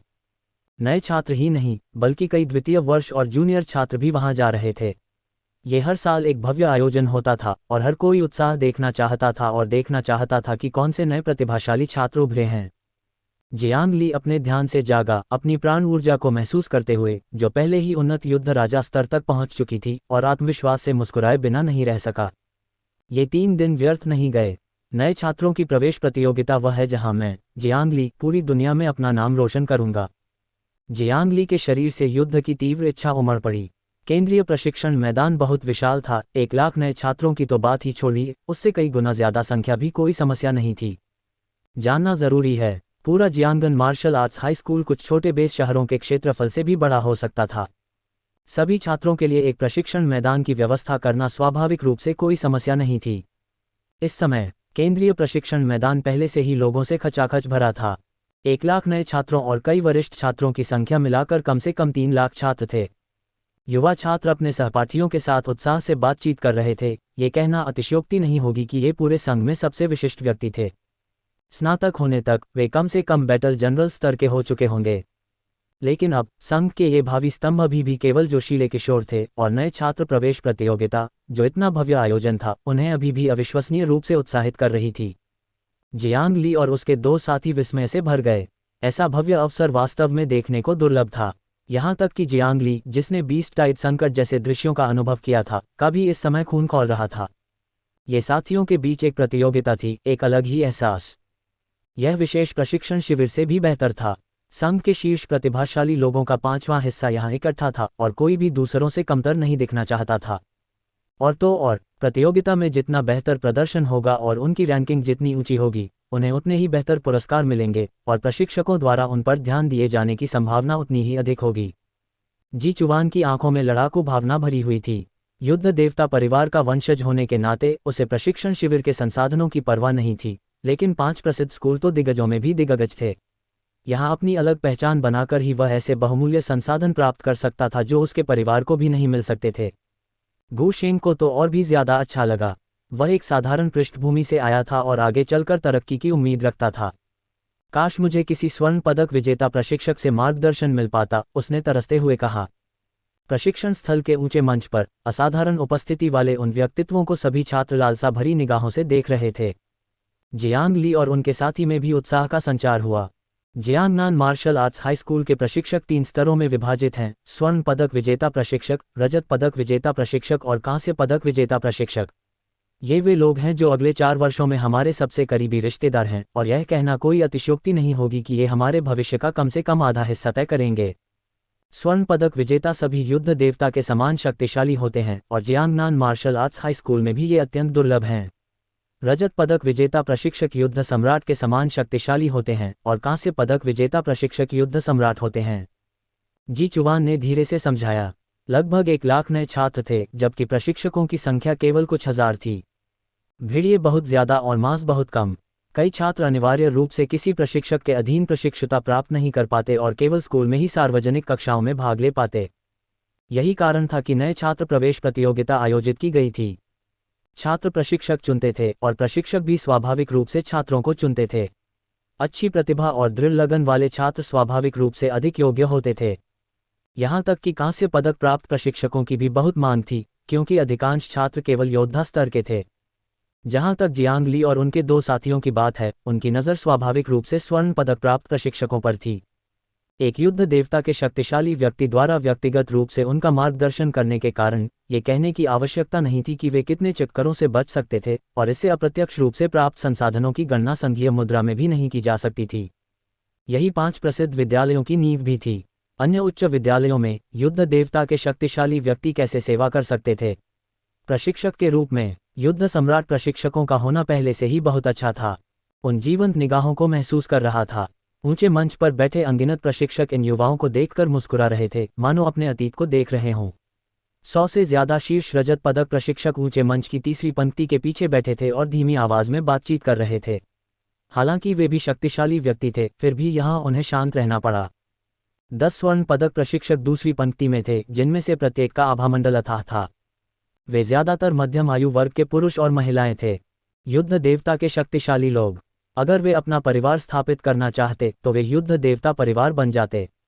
हालांकि ये प्रशिक्षक जियांगन मार्शल आर्ट्स हाई स्कूल से गहराई से जुड़े थे और उन्होंने परिवार स्थापित करने के बजाय प्रतिभाशाली पीढ़ियों का पालन पोषण करने के लिए स्कूल में ही रहना चुना। वे ज्यादा शांत थे, क्योंकि इस स्तर पर उनका हर जगह सम्मान होता। और उनके सामने पहली पंक्ति में लियू होंग जैसे व्यक्ति थे बैठे हुए। पहली पंक्ति में बैठने का मतलब न केवल मजबूत शक्ति थी, बल्कि पूरे हाई स्कूल में एक महत्वपूर्ण अधिकार भी था। लेकिन इस समय लियू होंग सबसे केंद्रीय स्थान पर नहीं बैठे थे। उन्होंने आश्चर्य से कहा, प्राचार्य, आप इस नए छात्र प्रतियोगिता में व्यक्तिगत रूप से क्यों आए? सबसे केंद्रीय स्थान पर बैठे गरिमा में अधेड़ व्यक्ति कोई और नहीं, बल्कि जियांगन मार्शल आर्ट्स हाई स्कूल के प्रधानाचार्य कांग जिन्यान थे। उनके बगल में बैठे प्रभावशाली व्यक्ति जैसे छात्र अधिष्ठाता, तलवार मार्शल आर्ट्स अकादमी के प्रधानाचार्य और चाकू मार्शल आर्ट्स अकादमी के प्रधानाचार्य सभी बेहद उत्सुक दिख रहे थे। सामान्यतः प्रधानाचार्य नए छात्र प्रवेश प्रतियोगिता में शामिल नहीं होते थे। ज्यादा से ज्यादा उप प्रधानाचार्य लियू होंग अध्यक्षता करते थे। प्रधानाचार्य कांग जिन्यान आमतौर पर केवल बड़े मामलों को ही संभालते थे। उदाहरण के लिए, संघ से और अधिक संसाधनों के लिए आवेदन कैसे करें, जैसे कि 5 स्कूल लीग और 4 महाशक्तियों के साथ समन्वय कैसे करें, इत्यादि। अप्रत्याशित रूप से इस बार वे असामान्य रूप से आए। कांग जिन्यान के थोड़े गंभीर चेहरे पर कोई भाव नहीं दिखा और वे मुस्कुराए। मैंने सुना है कि नए छात्रों के इस बैच ने कुछ अच्छे प्रतिभाशाली छात्रों को जन्म दिया है, इसलिए मैं उन्हें देखने आया हूँ। हालांकि उसका मन शांत नहीं था। फेडरेशन की बैठक समाप्त होने के बाद से उसे पता था कि फेडरेशन के पास बहुत कम समय बचा है, इसलिए उसने वहां आकर देखने का फैसला किया कि क्या कोई होनहार प्रतिभाएं हैं। जो छात्र पहले ही बड़े हो चुके थे, उन्हें काफ़ी संसाधन आवंटन की ज़रूरत थी, लेकिन इन नए भर्ती हुए छात्रों को इतनी गैर जिम्मेदारी से नहीं छोड़ा जा सकता था। आगामी 5 स्कूल लीग संसाधन आवंटन का निर्धारण करेगी, और यही कुंजी है। दुर्भाग्य से ये युवा सही समय पर पैदा नहीं हुए। कांग जिन्यान ने मन ही मन आह भरी। ये सोचकर उसने मन ही मन निश्चय किया, बूढ़े लियू, इस नए छात्र प्रतियोगिता के लिए शैक्षणिक क्रेडिट पुरस्कारों को सामान्य प्रथा के अनुसार 2 गुना कर दो। इसके अलावा योद्धा स्तर के समूह के शीर्ष 10 को मानव स्तर के खजाने की तिजोरी में प्रवेश करने की अनुमति है। युद्ध सेनापति स्तर के समूह के शीर्ष 3 को पृथ्वी स्तर के खजाने की तिजोरी में प्रवेश करने की अनुमति है, और युद्ध राजा स्तर के समूह में प्रथम स्थान प्राप्त करने वाले को स्वर्ग स्तर के खजाने की तिजोरी में प्रवेश करने की अनुमति है। प्रधानाचार्य की बातें सुनकर सभी को बहुत आश्चर्य हुआ। प्रधानाचार्य, तीनों खजानों के भंडार, खासकर स्वर्ग स्तरीय खजाने के भंडार जो जियांगन मार्शल आर्ट्स हाई स्कूल ने कई वर्षों में धीरे धीरे जमा किए थे, अचानक नहीं आए थे। अगर इन्हें बिना संतुलन बनाए बर्बाद कर दिया जाता तो जियांगन मार्शल आर्ट्स हाई स्कूल कुछ ही वर्षों में पतन की ओर अग्रसर हो जाता। लियू होंग और अन्य लोगों के चिंतित भाव देखकर कांग जिन्यान असहाय होकर मुस्कुराया और हाथ हिलाया। मुझे इसका महत्व पता है, लेकिन समय निकल रहा है। अगर लोग चले गए तो संसाधनों के खाली रहने से क्या फायदा? खास समय में कोई इतना कठोर नहीं हो सकता, बस जैसा मैं कहता हूं वैसा करो। उसके शब्दों का एक निर्विवाद अर्थ था। इससे लियू होंग और अन्य लोगों ने तुरंत अपना मुंह बंद कर लिया। उनकी आंखों में गंभीरता की एक झलक दिखाई दी, ये जानते हुए कि जैसा प्रधानाचार्य ने कहा था, संघ के पास बहुत कम समय बचा है। इस बार जानवरों की हरकतें बहुत ही जबरदस्त थीं। वे तेजी से आए। सबको चुप होते देख प्रिंसिपल कांग जिन्यान ने लियू होंग के कंधे पर थपथपाया और मुस्कुराते हुए कहा, ठीक है, इतने उदास मत दिख। हमारे संघ की स्थापना इतने सालों से हुई है, यह इतनी आसानी से नहीं हारेगा। आओ बूढ़े लियू, मुझे इन नए छात्रों के समूह में से कुछ प्रतिभाशाली लोगों से मिलवाओ। सबके चेहरे के भाव थोड़े नरम पड़ गए। प्रिंसिपल की नज़रों का पीछा करते हुए उनकी नज़र जियांग ली पर पड़ी। ये नौजवान अच्छा लग रहा है। इसका नाम क्या है? कांग जिन्यान की आंखें जिज्ञासा से भरी थीं। विषय नए छात्रों पर आ गया। अध्यक्ष लियू तुरंत उत्साहित हो गए। नए छात्रों के इस समूह को सार्वजनिक रूप से उच्च गुणवत्ता वाला माना गया था और स्वर्ण पदक प्राप्त प्रशिक्षकों और अन्य विद्यालय प्रशासकों ने इस विषय पर लंबे समय तक चर्चा की थी। उन्होंने ये भी माना कि विद्यालय की स्थापना के बाद से नए छात्रों का ये सर्वोच्च गुणवत्ता वाला समूह था। पिछले वर्षों में 3 से 5 स्वर्ण पदक प्राप्त प्रशिक्षकों का होना अच्छा माना जाता था, लेकिन इस बार 10 थे, ये स्पष्ट रूप से दिखाई दे रहा था। कांग जिन्यान की नज़र जियांग ली पर पड़ते देख अध्यक्ष लियू तुरंत मुस्कुराए और उनकी प्रशंसा की। अध्यक्ष वास्तव में समझदार हैं। ये युवक जियांग ली है, पूर्ण प्रकार के स्वर्ग स्तर का शरीर। उसकी वर्तमान साधना एक मध्यवर्ती युद्ध राजा जैसी होनी चाहिए। वह इस प्रतियोगिता को जीतने का प्रबल दावेदार है। पूर्ण प्रकार के स्वर्ग स्तर का शरीर। कांग जिन्यान की आंखें चौड़ी हो गईं। उसने जियांग ली को 1000 मीटर दूर से ध्यान से देखा। ये दूरी एक साधारण व्यक्ति और उसके स्तर के एक मजबूत व्यक्ति के लिए 1 दर्जन मीटर से ज्यादा नहीं थी। कितनी संयमित प्राणशक्ति और रक्त। एक बहुत अच्छा युवक, लेकिन अगर उसका शरीर पूर्ण प्रकार का स्वर्ग स्तर का है तो उसकी साधना गति बहुत तेज होनी चाहिए। वह केवल एक मध्यवर्ती युद्ध राजा क्यों है? वह स्पष्ट रूप से कुछ हैरान था। अपने शिक्षण के इतने वर्षों में हालांकि स्वर्ग स्तर की काया दुर्लभ थी, उसने उन्हें पहले भी देखा था। तार्किक रूप से कहें तो अगर यह साधना प्रकार का स्वर्ग स्तर का विशेष शरीर होता तो उसे कम से कम एक उन्नत युद्ध राजा या यहाँ तक कि अब तक एक शिखर युद्ध राजा होना चाहिए था। राष्ट्रपति लियू ने स्पष्ट रूप से अपना होमवर्क कर लिया था। जियांग ली की पृष्ठभूमि थोड़ी कमज़ोर है और उनके संसाधन थोड़े अपर्याप्त हैं, लेकिन ये कोई बड़ी समस्या नहीं है। ज़्यादा से ज़्यादा यह उन्हें कुछ महीनों के लिए धीमा कर देगा। मैंने उन्हें 100,000 शैक्षणिक क्रेडिट आवंटित किए हैं और बैटल किंग चरण में उनकी साधना बहुत तेज होगी। कांग जिन्यान ने संतुष्टि से सिर हिलाया। राष्ट्रपति लियू के मामले को संभालने से बहुत प्रसन्न थे।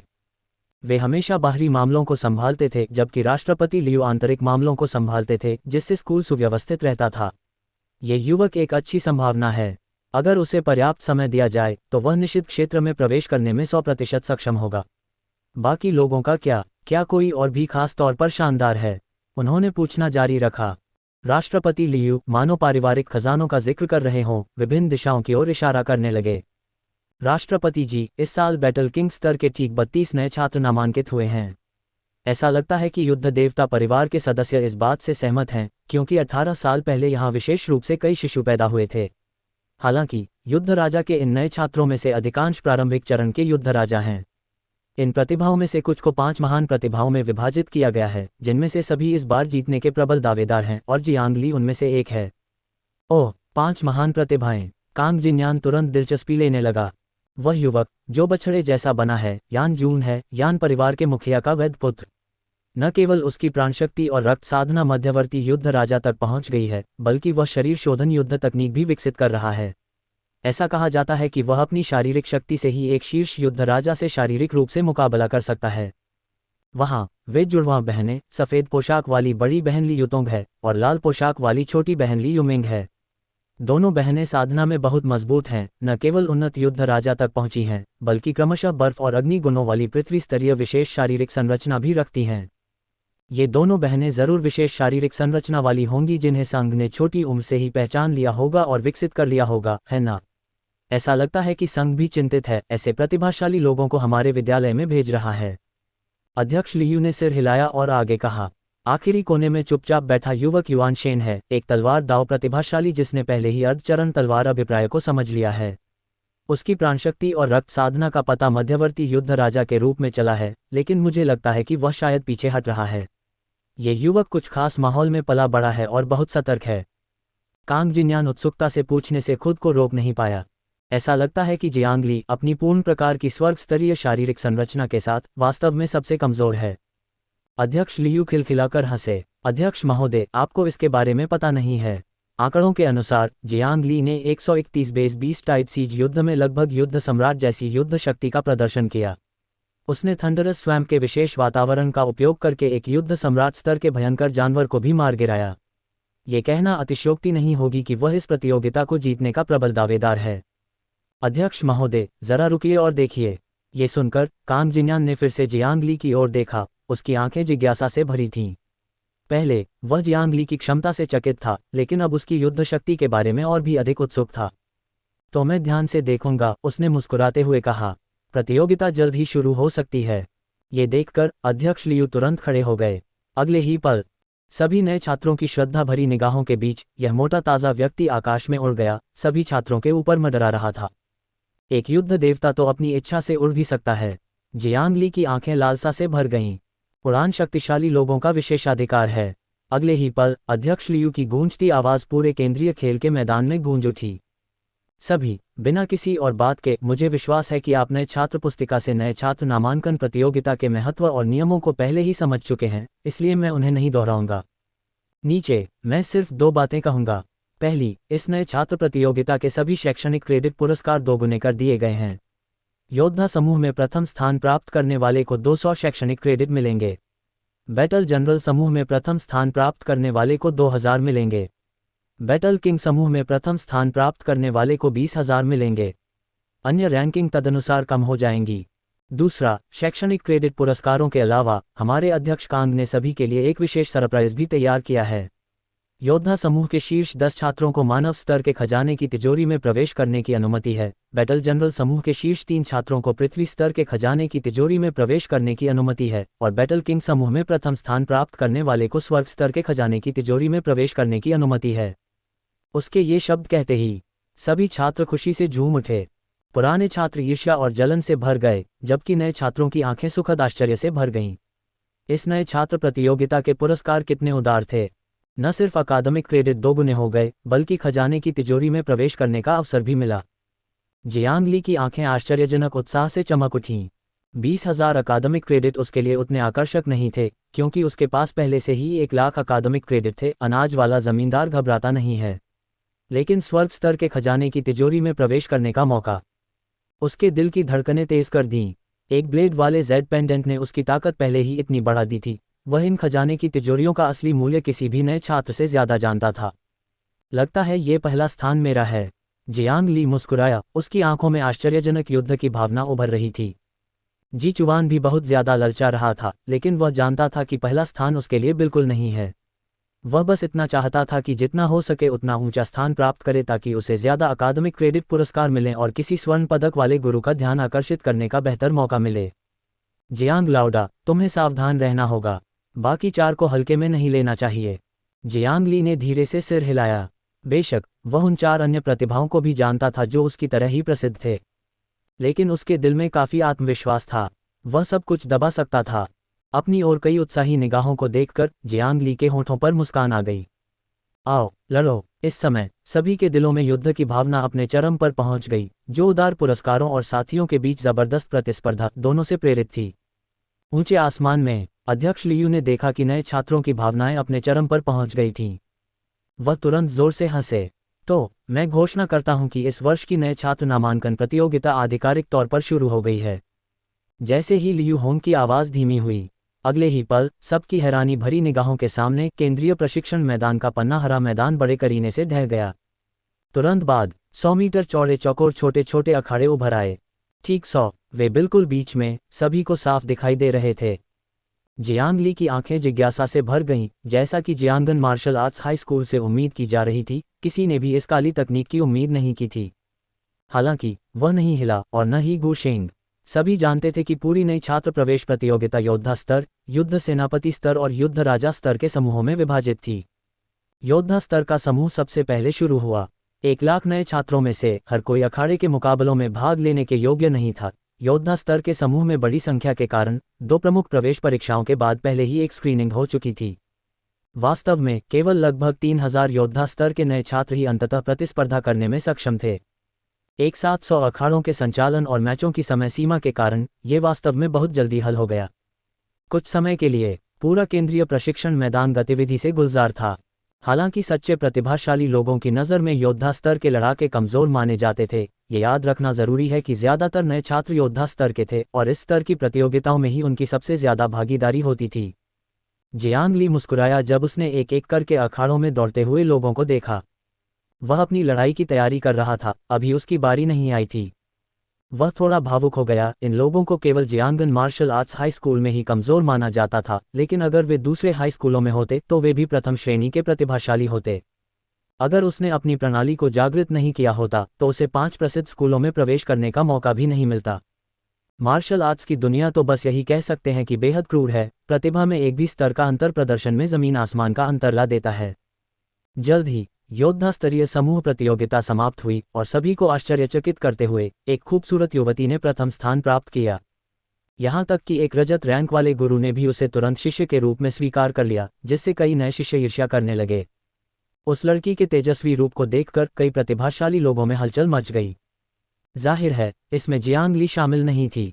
लियू होंग द्वारा पुरस्कारों की घोषणा के बाद बैटल जनरल स्तरीय समूह मुकाबले आधिकारिक तौर पर शुरू हो गए। धमाका, वह चौंकाने वाला दृश्य फिर से प्रकट हुआ। 100 छोटे चौकोर अखाड़े आपस में मिलने लगे और अंततः 10 बड़े अखाड़े बन गए। गू शेंग की आंखें लड़ाई के इरादे से भर गईं। मैं जा रहा हूँ। जियांग ली और जी चुवान दोनों मुस्कुराए और सिर हिलाकर अपनी दोस्त का उत्साह बढ़ाया। इस बार बैटल किंग स्तर के समूह के सभी प्रतिभाशाली योद्धा गंभीरता से देखने लगे। बिल्कुल नौसिखिए योद्धा स्तर के योद्धाओं के विपरीत बैटल जनरल स्तर के योद्धा देखने लायक थे, क्योंकि उनमें वास्तव में कुछ ऐसे प्रतिभाशाली योद्धा थे जो अपने स्तर से भी आगे बैटल किंग्स को हरा सकते थे। ऐतिहासिक रूप से ऐसे राक्षसी प्रतिभाशाली योद्धाओं की कोई कमी नहीं रही है जिन्होंने बाद में संसाधन प्राप्त किए और महानता की ऊंचाइयों को छुआ। बैटल जनरल स्तर के समूह की लड़ाइयाँ स्पष्ट रूप से अधिक रोमांचक थीं और नए छात्र अक्सर उन्हें देखते ही आश्चर्य से विस्मय से भर जाते थे। जियांग ली को भी लगा कि उसने कुछ हासिल किया है। दूसरों को लड़ते देखना एक प्रकार की साधना थी जो उसके मार्शल आर्ट ज्ञान को समृद्ध कर सकती थी।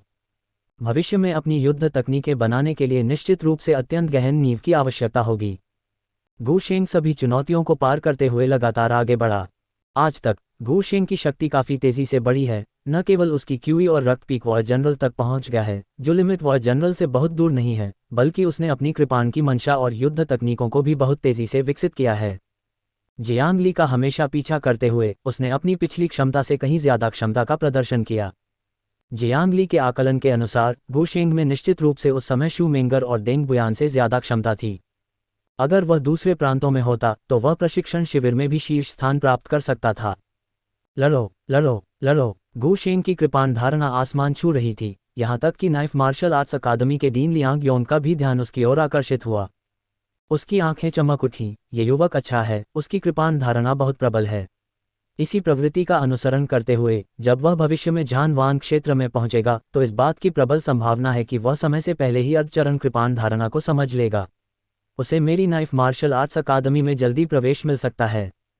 नाइफ मार्शल आर्ट्स अकादमी आंतरिक विद्यालय का एक विभाग है जो कृपाण धारणाओं का उपयोग करने वाले प्रतिभाशाली लोगों को प्रशिक्षित करता है। धमाका, गू शेंग का सामना एक दुर्जय प्रतिद्वंद्वी से हुआ और उसने युद्ध के दौरान लगभग राजा स्तर की युद्ध शक्ति का प्रदर्शन करते हुए उसे परास्त कर दिया। फिर उसने अपने प्रतिद्वंद्वी को निर्णायक रूप से पराजित कर दिया, जिससे नाइफ मार्शल आर्ट्स अकादमी के डीन और भी संतुष्ट हो गए और उन्होंने गू शेंग को नाइफ मार्शल आर्ट्स अकादमी में असाधारण रूप से प्रवेश देने का निश्चय कर लिया। जियांग ली और जी चुवान भी अपने दोस्त के लिए खुश थे। गू शेंग की प्रतिभा बहुत मजबूत थी और अगर संसाधन उपलब्ध रहे तो वह युद्ध देवता परिवार के उत्तराधिकारियों से कमतर नहीं होगा। दुर्भाग्य से गू शेंग अंततः शीर्ष 16 पर ही रुक गया। शीर्ष 8 में पहुंचने के 16वें दौर में उसका सामना एक युद्ध देवता परिवार के उत्तराधिकारी से हुआ, जिसकी ची और रक्त साधना सीमा युद्ध सेनापति तक पहुंच गई थी और जिसने युद्ध राजा के बराबर ताकत भी दिखाई। गू शेंग मामूली अंतर से हार गया। उसकी आंखों में थोड़ा अफसोस था, लेकिन वह ये भी जानता था कि उसकी नींव अभी भी कमज़ोर है। उसका लड़ने का जज्बा बुलंद था। अब तक जियांग ली जैसी असाधारणता के अलावा उसे किसी और का डर नहीं था। गू शेंग अपनी सीट पर लौट आया। उसकी आंखें शांत थीं। जी चुवान ने मुस्कुराते हुए उसकी प्रशंसा की। गू शेंग प्रभावशाली। उसकी आंखों में गहरा आश्चर्य था। एक युद्ध देवता परिवार का उत्तराधिकारी होने के नाते वह असाधारण रूप से घमंडी था। गू शेंग के साथ उसके घुलने मिलने का मुख्य कारण जियांग ली ही था और इस समय गू शेंग ने कई जोशीले युद्धों के माध्यम से खुद को साबित कर दिया था। जी चुवान ने गू शेंग को पूरी तरह से स्वीकार किया वह एक प्रतिभाशाली व्यक्ति था जिसकी प्रतिभा उसकी अपनी प्रतिभा से कम नहीं थी, बस उसके शुरुआती संसाधन उसके बराबर नहीं थे। उसे खुद एक युद्ध देवता परिवार में जन्म लेने का लाभ मिला था। गु शेंग ने उदासीनता से कहा, यह बताने लायक कुछ नहीं है। ये शेख ही नहीं थी, बल्कि गु शेंग की सच्ची भावनाएं थीं। जियांग ली जैसी असाधारण प्रतिभा को देखने के बाद वह हमेशा खुद को इसी तरह आगे बढ़ाता था, और जब भी वह थोड़ी भी प्रगति करता तो अवचेतन रूप से अपनी तुलना जियांग ली से करता और फिर और भी कड़ी मेहनत करता। ये भी एक कारण था कि वह इतनी बड़ी प्रगति कर पाया। जियांग ली ने सच्चे दिल से मुस्कुराते हुए कहा, बुरा नहीं ओल्ड गो, अब मुझे लगता है कि देंग बुयान भी तुम्हारा विरोधी नहीं होगा। जब से वे प्रशिक्षण शिविर में मिले थे तब से गु शेंग और उनकी अच्छी बनती थी, दोनों को साधना के दीवाने माना जा सकता है। गु शेंग ने हल्के से खर्राटे लिए, उसकी आंखों में मुस्कान तैर गई और उसने कहा, अपनी हिफाजत मत करना वरना मैं तुमसे आगे निकल जाऊंगा। ये तो मजाक ही था। जियांग ली की अद्भुत प्रतिभा उनके मन में गहराई से समा गई थी। गु शेंग और जी चुवान ने कभी सोचा भी नहीं था कि वे जियांग ली से आगे निकल जाएंगे। जी चुवान ठहाका लगाते हुए हंस पड़े, ओल्ड गो, क्या महत्वाकांक्षा है। जिस दिन तुम जियांग लाओडा से आगे निकल जाओगे, मुझे Jiangnan martial arts high school में 100 मेज़ें रखनी होंगी जहां सब जश्न मनाएंगे। जियांग ली ने उनकी हरकतों से खुश होकर आंखें घुमाईं और कहा, युद्ध राजा स्तरीय समूह शुरू होने वाला है, तैयार हो जाओ। ये सुनकर उनका ध्यान तुरंत ऊपर आकाश की ओर चला गया। लियू होंग पहले से ही युद्ध सेनापति स्तरीय समूह के शीर्ष 3 की घोषणा कर रहे थे। उनमें से 2 युद्ध देवता परिवार से थे और एक निश्चित प्रांत के प्रशिक्षण शिविर का शीर्ष छात्र था। ये कहना होगा कि एक अच्छी पृष्ठभूमि प्रारंभिक साधना में एक महत्वपूर्ण लाभ प्रदान करती है। देर से विकसित होने वाले ये प्रतिभाशाली लोग अक्सर युद्ध सम्राट या युद्ध देवता के चरणों में ही आगे बढ़ते हैं। युद्ध सेनापति स्तरीय समूह के समापन के साथ इस समय सभी की निगाहें धीरे धीरे उत्साहपूर्ण हो गईं। सभी जानते थे कि मुख्य कार्यक्रम शुरू होने वाला है। युद्ध राजा स्तरीय समूह, ये कहना कोई अतिशयोक्ति नहीं होगी कि ये पूरे संघ के शिखर पर विराजमान प्रतिभाएं हैं। 18 साल की उम्र में झानवान क्षेत्र तक पहुंचने के लिए, एक ऐसा क्षेत्र जिसे बहुत से लोग अपने जीवनकाल में कभी हासिल नहीं कर पाते। पूरे संघ के अरबों लोगों में हर साल ऐसे लगभग 200 व्यक्ति होते हैं। एक अरब में एक, वे बिल्कुल सच्चे अद्वितीय प्रतिभाशाली हैं। उनमें से हर एक संघ के भविष्य का एक मजबूत स्तंभ है। जब तक कुछ अप्रत्याशित न हो, उनका युद्ध देवता बनना लगभग तय है और युद्ध देवताओं से भी आगे निकलने की उम्मीद है। लियू होंग की आंखों में उत्सुकता से भरी मुस्कान थी। उनके जैसे युद्ध देवता अस्तित्वों के लिए भी इस स्तर की लड़ाइयां गंभीरता से देखी जाती हैं। प्रतिभाओं का संघर्ष रोमांचक होता है। इस समय सभी नए छात्रों ने अपना ध्यान उस विशाल अखाड़े पर केंद्रित कर दिया जो एक में विलीन हो गया था। लंबाई और चौड़ाई दोनों में 1000 मीटर, किसी के लिए भी अपनी पूरी ताकत दिखाने के लिए काफ़ी। जो पहले थोड़े आलसी थे, अब बड़े छात्र अपनी पीठ सीधी करने लगे हैं। देखने का उनका मुख्य कारण बैटल किंग स्तर के समूह को देखना था, क्योंकि ये प्रतिभाशाली लोग ही वास्तव में उनके ध्यान के योग्य थे। प्रधानाचार्य कांग जिन्यान और स्कूल के वरिष्ठ प्रबंधन 10 स्वर्ण रैंक वाले गुरुओं के साथ उत्सुकता से देख रहे थे। बैटल किंग स्तर के ये प्रतिभाशाली छात्र स्कूल के लिए सबसे मूल्यवान लक्ष्य थे, लेकिन कौन सबसे ज्यादा योग्य था, यह उनके अपने अपने तरीकों पर निर्भर करता था। नन्हो, कड़ी मेहनत करो, कांग जिन्यान खिलखिलाकर हंसा। लियू होंग की गूंजती आवाज आसमान में गूंज उठी। मैं घोषणा करता हूं कि नए छात्र प्रतियोगिता का बैटल किंग स्तर का समूह आधिकारिक तौर पर शुरू हो गया है। 32वें राउंड से 16वें राउंड तक पहला मैच जियांग ली बनाम क्यूई शियाओ। जियांग ली चौंक गया। उसे उम्मीद नहीं थी कि उसकी किस्मत इतनी अच्छी होगी कि उसे पहले मैच के लिए चुना गया। इस बीच जी चुवान और गु शेंग की निगाहें बेहद अजीब थीं। उन्हें क्यूई शियाओ पर तरस आ रहा था। उस लड़के की किस्मत वाकई बहुत खराब लग रही थी। अंदाजा लगाओ कितनी चालें चलीं। जी चुवान ने जियांग ली की पीठ की ओर देखा और मुस्कुराते हुए पूछा। गु शेंग ने मुश्किल से मुस्कुराते हुए कहा, लगता है एक चाल। हा, महान दिमाग एक जैसे सोचते हैं। बेचारे बदकिस्मत क्यूई शियाओ, उनके दिलों की मुस्कान रुक नहीं रही थी। जियांग ली बनाम क्यूई शियाओ। लियू होंग के ये शब्द कहते ही तुरंत हंगामा मच गया। 3 दिन सभी को ये पहचानने के लिए काफ़ी थे कि किसकी प्रतिभा श्रेष्ठ है। दरअसल 5 महान प्रतिभाओं का चयन नए छात्रों ने खुद ही कर लिया था। पहला मैच 5 महान प्रतिभाओं में से एक जियांग ली के बीच था। सबका उत्साह देखते ही बनता था। ये जियांग ली है। मैंने सुना है कि जब उसने विशेष गुणवत्ता परीक्षण करवाया था तो उसने हॉल में रखे उपकरणों को उड़ा दिया था। उसकी कदकाठी कम से कम धरती के स्तर की है और ज्यादातर स्वर्ग के स्तर की। क्या वह जियांग ली है? वह बहुत सुंदर है। मैं एक तरफा तौर पर जियांग ली को 5 महान प्रतिभाओं में नंबर 1 घोषित करता हूँ। वाह, ली गे मेरी है। तुम मोहक बदचलन औरत, दफा हो जाओ। ली गे को ये पहला मैच आसानी से जीत जाना चाहिए। मैं ली गे के लिए झंडा बुलंद कर रहा हूँ। इतनी जल्दी जश्न मत मनाओ। क्यूई जियाओ ऐसा इंसान नहीं है जिससे खिलवाड़ किया जा सके। एक युद्ध देवता परिवार में जन्मे होने के नाते क्या तुम्हें लगता है कि वह सरल होगा? अभी पता नहीं कौन जीतेगा। ... जैसा कि सभी ने चर्चा की, कुछ लोग जियांग ली का समर्थन कर रहे थे और स्वाभाविक रूप से कुछ लोग क्यूई जियाओ का समर्थन कर रहे थे, क्योंकि जियांग ली का सुंदर चेहरा कई लोगों को नाखुश कर रहा था।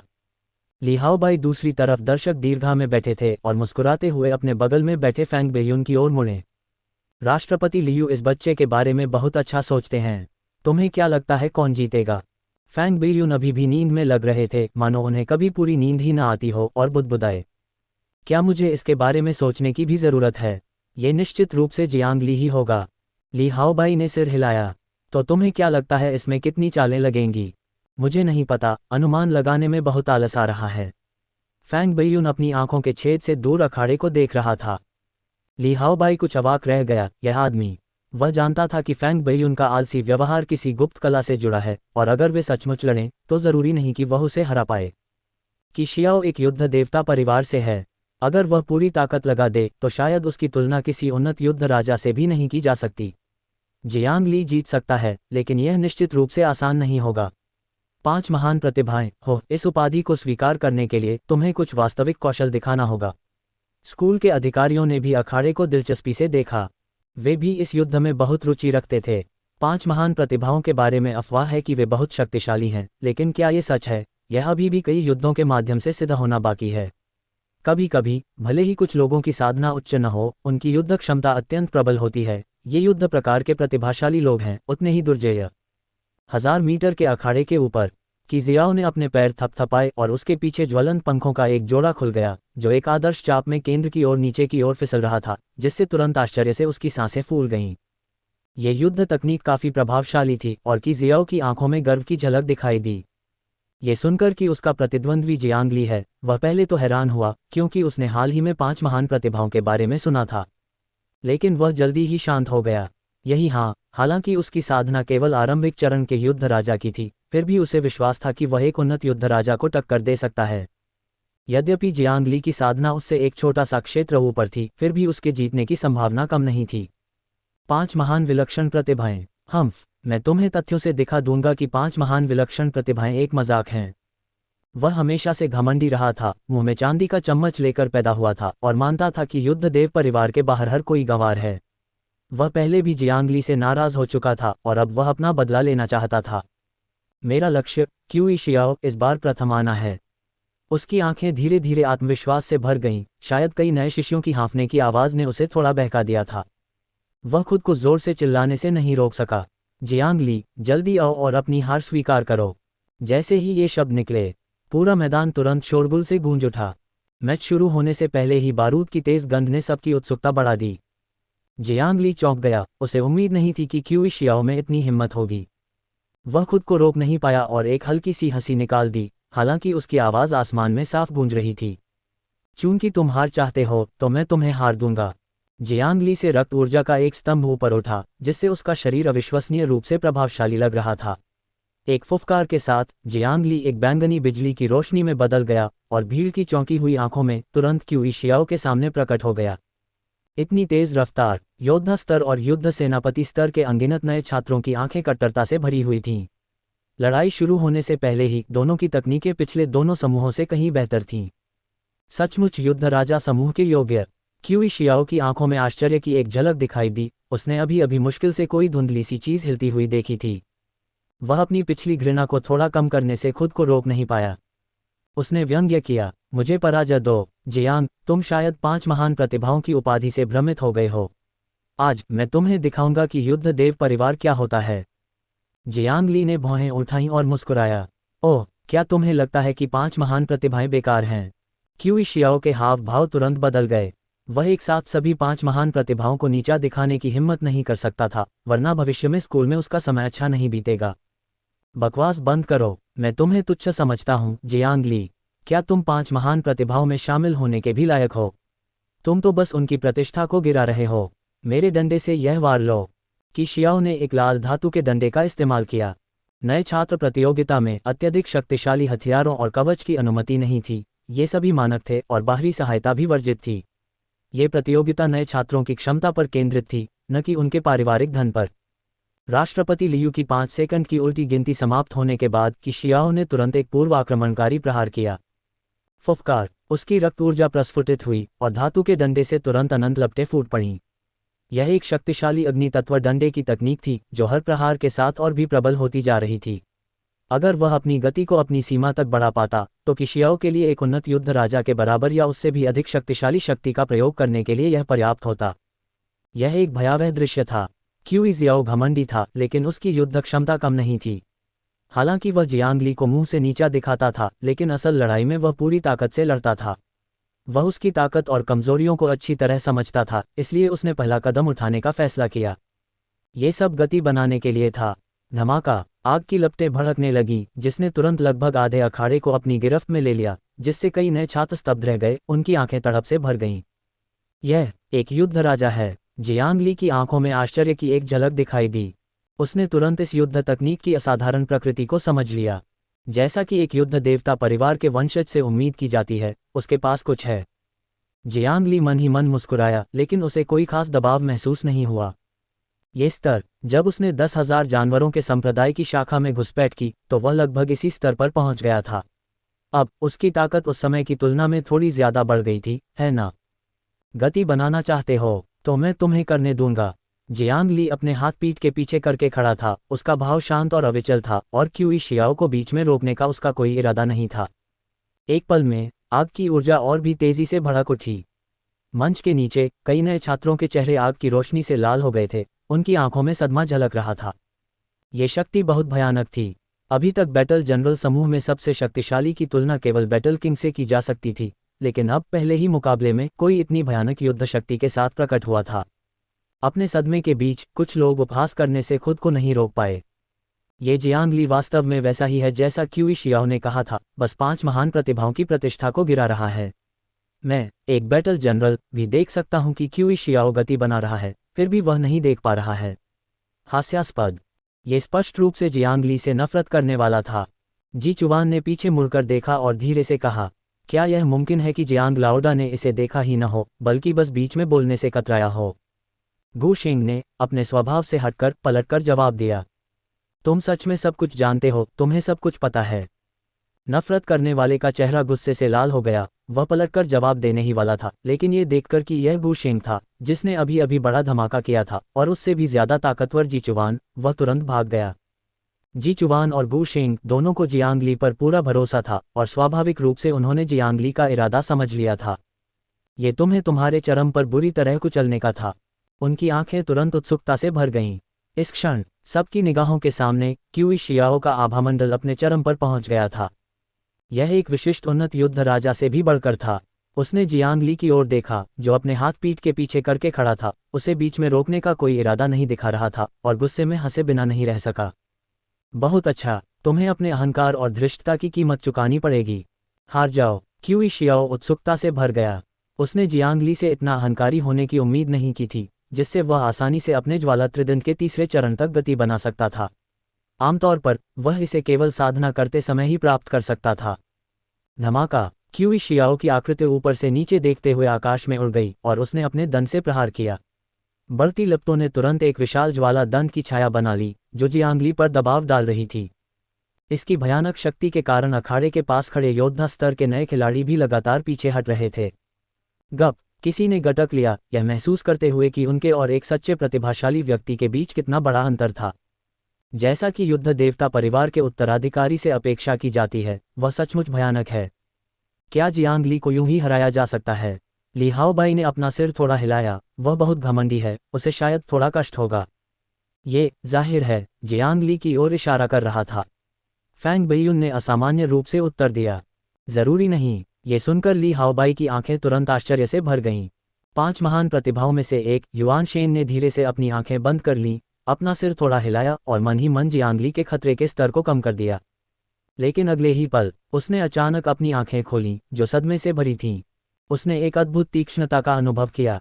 तलवार की मंशा को समझने के बाद वह इस शक्ति के प्रति विशेष रूप से संवेदनशील था, यहाँ तक कि कुछ बड़े छात्रों से भी पहले उसे इसका एहसास हो गया था।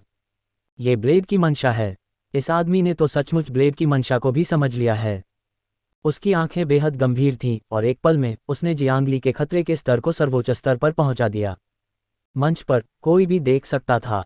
जैसे ही विशाल ज्वलनशील कर्मचारी की छाया नीचे गिरने ही वाली थी, क्यूई शियाओ का प्रसन्न भाव तुरंत जम गया। सबकी चौंकी हुई निगाहों के नीचे जियांग ली के शरीर से एक अत्यधिक तीक्ष्णता फूट पड़ी। धमाका, हिंसक, झुलसाने वाला, सब कुछ जला देने वाला, और उसमें अनंत तीक्ष्णता थी। ज्वाला ब्लेड की मंशा। जब वह ज्वलंत लाल शक्ति आकाश में उठी तो सभी चकित रह गए।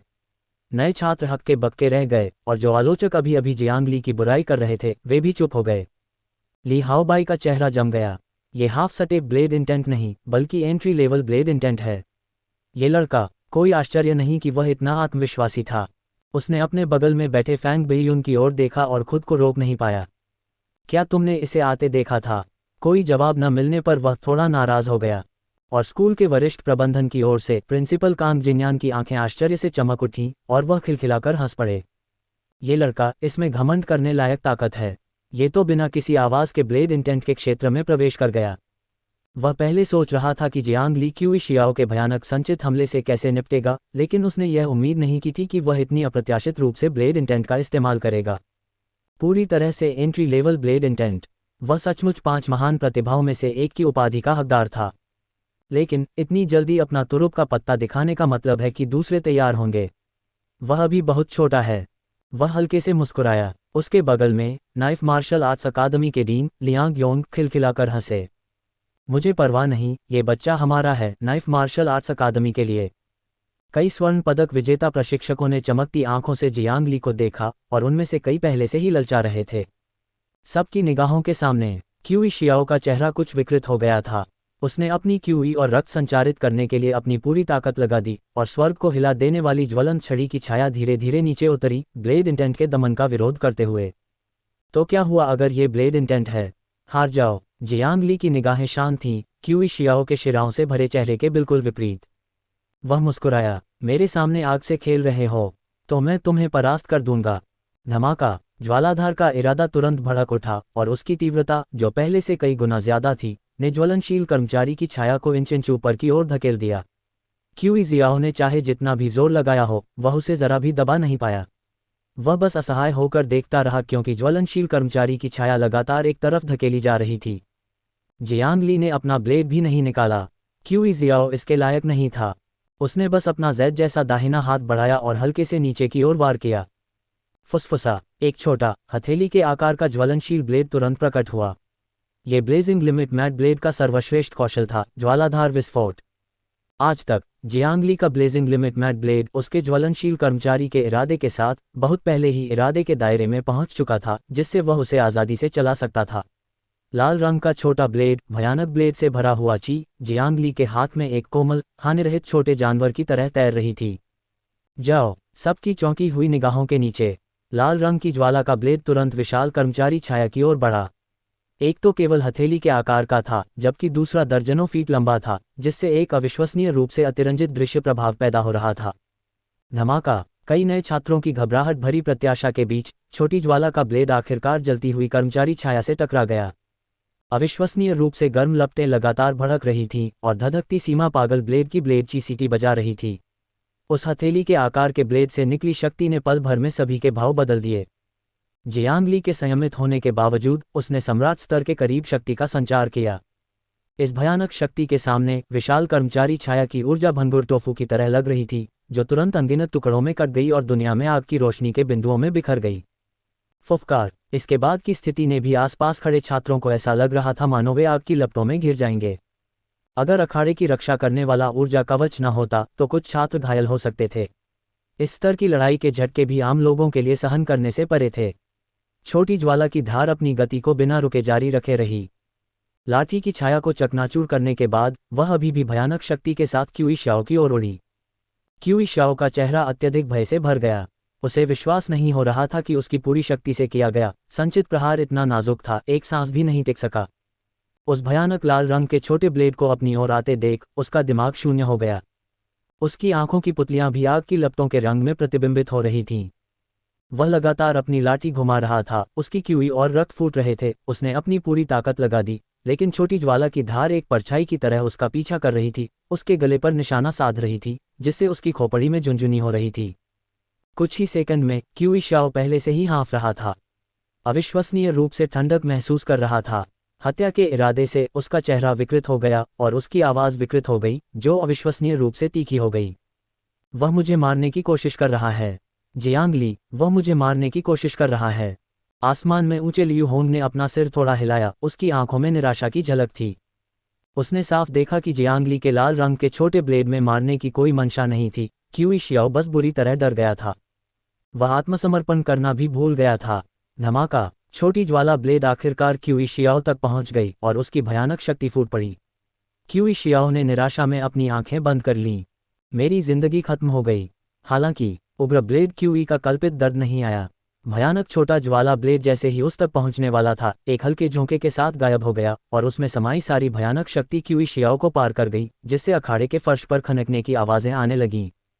जियांग ली की ब्लेड के रास्ते पर वर्तमान महारत के साथ पूर्ण नियंत्रण रखना सांस लेने जितना आसान था। क्यूई शियाओ इस कठिन परीक्षा से बच गया। उसके पैर कमजोर हो गए और वह जमीन पर गिर पड़ा।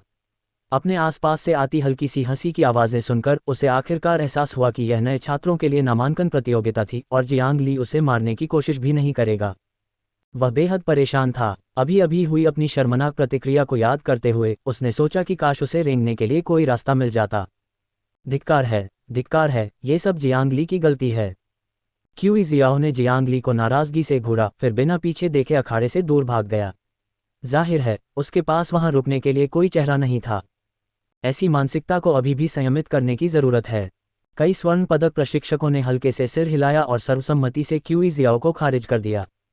जियांग ली ने उस नाराजगी भरी नज़र को महसूस किया और थोड़ा सा भौहें से कुढ़ी, लेकिन वह जल्दी ही शांत हो गया। जियांगन मार्शल आर्ट्स हाई स्कूल में युद्ध देवता परिवार भी गुस्ताखी करने की हिम्मत नहीं करेगा। लियू होंग ने जोर से घोषणा की। 32वें राउंड का पहला मैच 16वें राउंड में आगे बढ़ रहा है। जियांग ली जीतता है। सभी दर्शक मानो किसी सपने से जागे, उनकी निगाहें उत्सुकता से जियांग ली पर टिकी थीं। बिना किसी शक के जियांग ली ने अपनी ताकत से साबित कर दिया था कि वह 5 महान प्रतिभाओं में से एक होने के योग्य है। इस समय जियांग ली की ताकत पर अब किसी को शक नहीं था। जब जियांग ली का शारीरिक परीक्षण हुआ तो उसने उपकरण तोड़ दिए। चून की बाद के शारीरिक परीक्षण एक छोटे से कमरे में हुए और वहां मौजूद कुछ छात्रों ने जानबूझकर इसका प्रचार नहीं किया। जियांग ली को नापसंद करने वाले कई लोगों का मानना था कि उसका शरीर ज्यादा से ज्यादा स्वर्ग जैसा है और वह 5 महान प्रतिभाओं में शामिल होने के लायक नहीं है। उन्होंने तरह तरह की बदनामी भी फैलाई। जाहिर है सिर्फ जियांग ली ही नहीं, बल्कि 5 महान प्रतिभाओं पर कमोबेश सवाल उठाए गए थे। आखिरकार वे सभी स्वर्ग के कृपापात्र थे और लड़ने से पहले कोई भी यह नहीं मानेगा कि वे हार जाएंगे। 5 महान प्रतिभाओं का अचानक प्रकट होना, सबके सिर पर पैर रखना लोगों को असहज कर देने वाला था। और अब जियांग ली ने क्यूई शियाओ के सिर पर पैर रखा, अपनी स्पष्ट ताकत साबित की। ब्लेड इंटेंट, और न ही हाफ सटे ब्लेड इंटेंट, बस इतना ही सभी विरोधियों को चुप कराने के लिए काफी था। सभी ने जियांग ली को गहरे सदमे से देखा। अभी अभी हुआ वह प्रहार पहले से ही शाही स्तर के करीब था। 5 महान प्रतिभाओं में से एक युआन शेन ने जियांग ली को अत्यंत गंभीरता से देखा और धीरे से कहा, शाही स्तर के करीब एक लड़ाकू शक्ति वास्तव में एक दुर्जय प्रतिद्वंद्वी होती है, लेकिन शुरुआत में ही पूरी ताकत लगा देना किसी बुद्धिमान व्यक्ति का काम नहीं है। वह संयमित रूढ़िवादिता के मार्ग पर चलता रहा और आखिरी क्षण तक अपने तुरुप के पत्ते नहीं खोलता था। जियांग ली ताकतवर था, लेकिन वह डरता नहीं था। जुड़वां बहनें ली युतोंग और ली युमिंग एक दूसरे को देखती रहीं। दोनों बहनें बर्फ और आग की तरह थीं। दोनों के पास स्वर्ग स्तर की विशेष काया थी, जो उन्हें असाधारण रूप से शक्तिशाली बनाती थी। बड़ी बहन पाले की तरह ठंडी थी, जबकि छोटी बहन जीवंत और उत्साही थी। बहन, ये जियांग ली उस बड़े बेवकूफ़ यान जून और युआन शेन से थोड़ा ज्यादा ताकतवर लगता है। उसका ब्लेड इंटेंट शुरुआती चरण में पहुंच गया है, जिससे उससे निपटना थोड़ा मुश्किल हो गया है, ली युमिंग ने मुस्कुराते हुए कहा। ली युतोंग के खूबसूरत चेहरे पर 10,000 साल पुरानी ठंडी बर्फ की तरह कोई उतार चढ़ाव नहीं दिखा। उसने शांति से कहा, वह सचमुच बहुत ताकतवर है, लेकिन अगर ये सब उसकी चालें हैं तो वह मेरा प्रतिद्वंद्वी नहीं है। वह दिल से अविश्वसनीय रूप से आश्वस्त थी। उसे विश्वास था कि अपनी विशेष काया के साथ वह सचमुच शाही स्तर की युद्ध शक्ति का प्रदर्शन कर सकती है। कि शियाओ जैसी साधारण प्रतिभाएं 2 छोटे लोगों में लड़ सकती थीं। लेकिन वह पूरे 4 छोटे लोगों को पार कर सकती थी। यह एक सच्ची अद्वितीय प्रतिभा थी। जुड़वां बहनें 2 खिलते हुए बर्फ और अग्नि कमलों की तरह थीं, उनकी अद्वितीय सुंदरता अनगिनत निगाहों को अपनी ओर आकर्षित कर रही थी। ये असाधारण प्रतिभा और सुंदरता वाली स्वर्ग की कृपापात्र पुत्रियां थीं। यांग जून, जो बैल की तरह बलवान था, उसकी आंखों में एक अजीब सा आश्चर्य झलक रहा था, और उसके बाद युद्ध की तीव्र इच्छा। वाह, जितना बलवान उतना अच्छा। अगर मैं उससे मिलूंगा तो मुझे उसके साथ अच्छी तरह से युद्ध करना होगा। देखते हैं तुम्हारा ब्लेड इंटेंट ज्यादा मजबूत है या मेरी मुट्ठियां ज्यादा सख्त। वह जोर से हंस पड़ा, उसकी मजबूत मांसपेशियां धीरे धीरे फड़क रही थीं, जो उसके भीतर निहित अपार शक्ति का संकेत दे रही थीं। 5 महान प्रतिभाओं में युद्ध की तीव्र इच्छाएं उभर रही थीं। एक दूसरे को सूक्ष्मता से आकर्षित कर रहे थे, यहाँ तक कि एक दूसरे से होड़ भी लगा रहे थे। और युद्ध राजा स्तर के अन्य प्रतिभाशाली लोग भी कमजोरी दिखाने को तैयार नहीं थे और युद्ध में शामिल हो गए। वे सभी स्वर्ग के कृपापात्र थे और उन्हें किसी से डरने की कोई जरूरत नहीं थी। लड़ने से पहले 5 महान प्रतिभाएं भी हार नहीं मानतीं। यह मार्शल आर्ट की सबसे बुनियादी मान्यता थी। युद्ध की यह बेकाबू मंशा आपस में गुंथ गई, जिससे पूरे प्रशिक्षण मैदान के ऊपर के शून्य में हलचल मच गई। नए छात्र बेहद उत्साहित थे और चाहते थे कि काश वे भी इसमें शामिल हो पाते। इस दृश्य ने स्कूल के उच्च अधिकारियों को तुरंत हंसा दिया। इस साल के ये युवा, इनमें से कोई भी साधारण नहीं है। ये 5 अकेले ही पिछले सालों के अपने साथियों को दबाने के लिए काफ़ी होते। मैं सचमुच ये देखने के लिए उत्सुक हूं कि आखिरकार कौन विजयी होगा। प्रधानाचार्य कांग जिन्यान की आंखें खुशी से भर गईं, उन्हें लगा कि यह यात्रा पूरी तरह से सार्थक थी। जियांग ली की पहली लड़ाई ने सभी की भूख बढ़ा दी थी। अगर 5 महान प्रतिभाओं में से एक जियांग ली इतना जबरदस्त था, तो बाकी लोगों का क्या? उनके पास कौन से अद्भुत तरीके होंगे? सभी और भी उत्सुक हो गए। लियू होंग ने कोई समय बर्बाद नहीं किया। उसने तुरंत अगले 2 प्रतियोगियों की घोषणा शुरू कर दी। एक युद्ध देवता परिवार का वंशज था और दूसरा संघ द्वारा विकसित एक विशेष शारीरिक संरचना वाला था। पिछले युद्ध के इरादे वाले टकराव से प्रभावित होकर ये दोनों तुरंत पूरी ताकत से लड़ पड़े, बिना कुछ रोके। मुकाबला अविश्वसनीय रूप से भीषण था। अंततः संघ द्वारा विकसित विशेष शारीरिक संरचना श्रेष्ठ साबित हुई और एक कठिन जीत हासिल हुई। जियांग ली से शुरू होकर युद्ध राजा स्तर के प्रतिभाशाली लोगों की लड़ाइयां आधिकारिक तौर पर शुरू हुईं। एक के बाद एक लड़ाइयों ने लोगों को मंत्रमुग्ध कर दिया और मनोरंजन का स्तर भी लाजवाब था। वे सभी अद्वितीय प्रतिभाशाली थे और कभी कभी वे जिन तकनीकों का इस्तेमाल करते थे, उनसे स्वर्ण पदक विजेता प्रशिक्षकों की आंखें भी चमक उठती थीं। जियांग ली ने कोई अवमानना नहीं दिखाई, लगातार उनसे अंतर्दृष्टि ग्रहण करते रहे। वह इसे महसूस कर सकते थे। उनकी नींव लगातार गहरी होती जा रही थी। यह एक दुर्लभ अवसर था, जब इतने सारे प्रतिभाशाली लोग एक ही मंच पर प्रतिस्पर्धा कर रहे थे। यही एक कारण था कि कुछ पुराने छात्र समय बिताने के लिए तैयार थे। कभी कभी प्रतिभाशाली लोगों द्वारा प्राप्त प्रेरणा स्वयं की कठिन साधना से कहीं अधिक प्रभावी होती है। यदि कोई अचानक ज्ञान प्राप्त कर लेता है, तो वह न जाने कितनी मेहनत बचा सकता है। लड़ाई दर लड़ाई जारी रही। जी चुवान अंततः प्रकट हुआ। जियांग ली और गो शेंग ने अपने मित्र का उत्साहवर्धन किया। सौभाग्य से जी चुवान की शक्ति दृढ़ थी और उसने युद्ध देवता परिवार के एक और वंशज को लगातार दबाते हुए सफलतापूर्वक शीर्ष 16 में प्रवेश किया।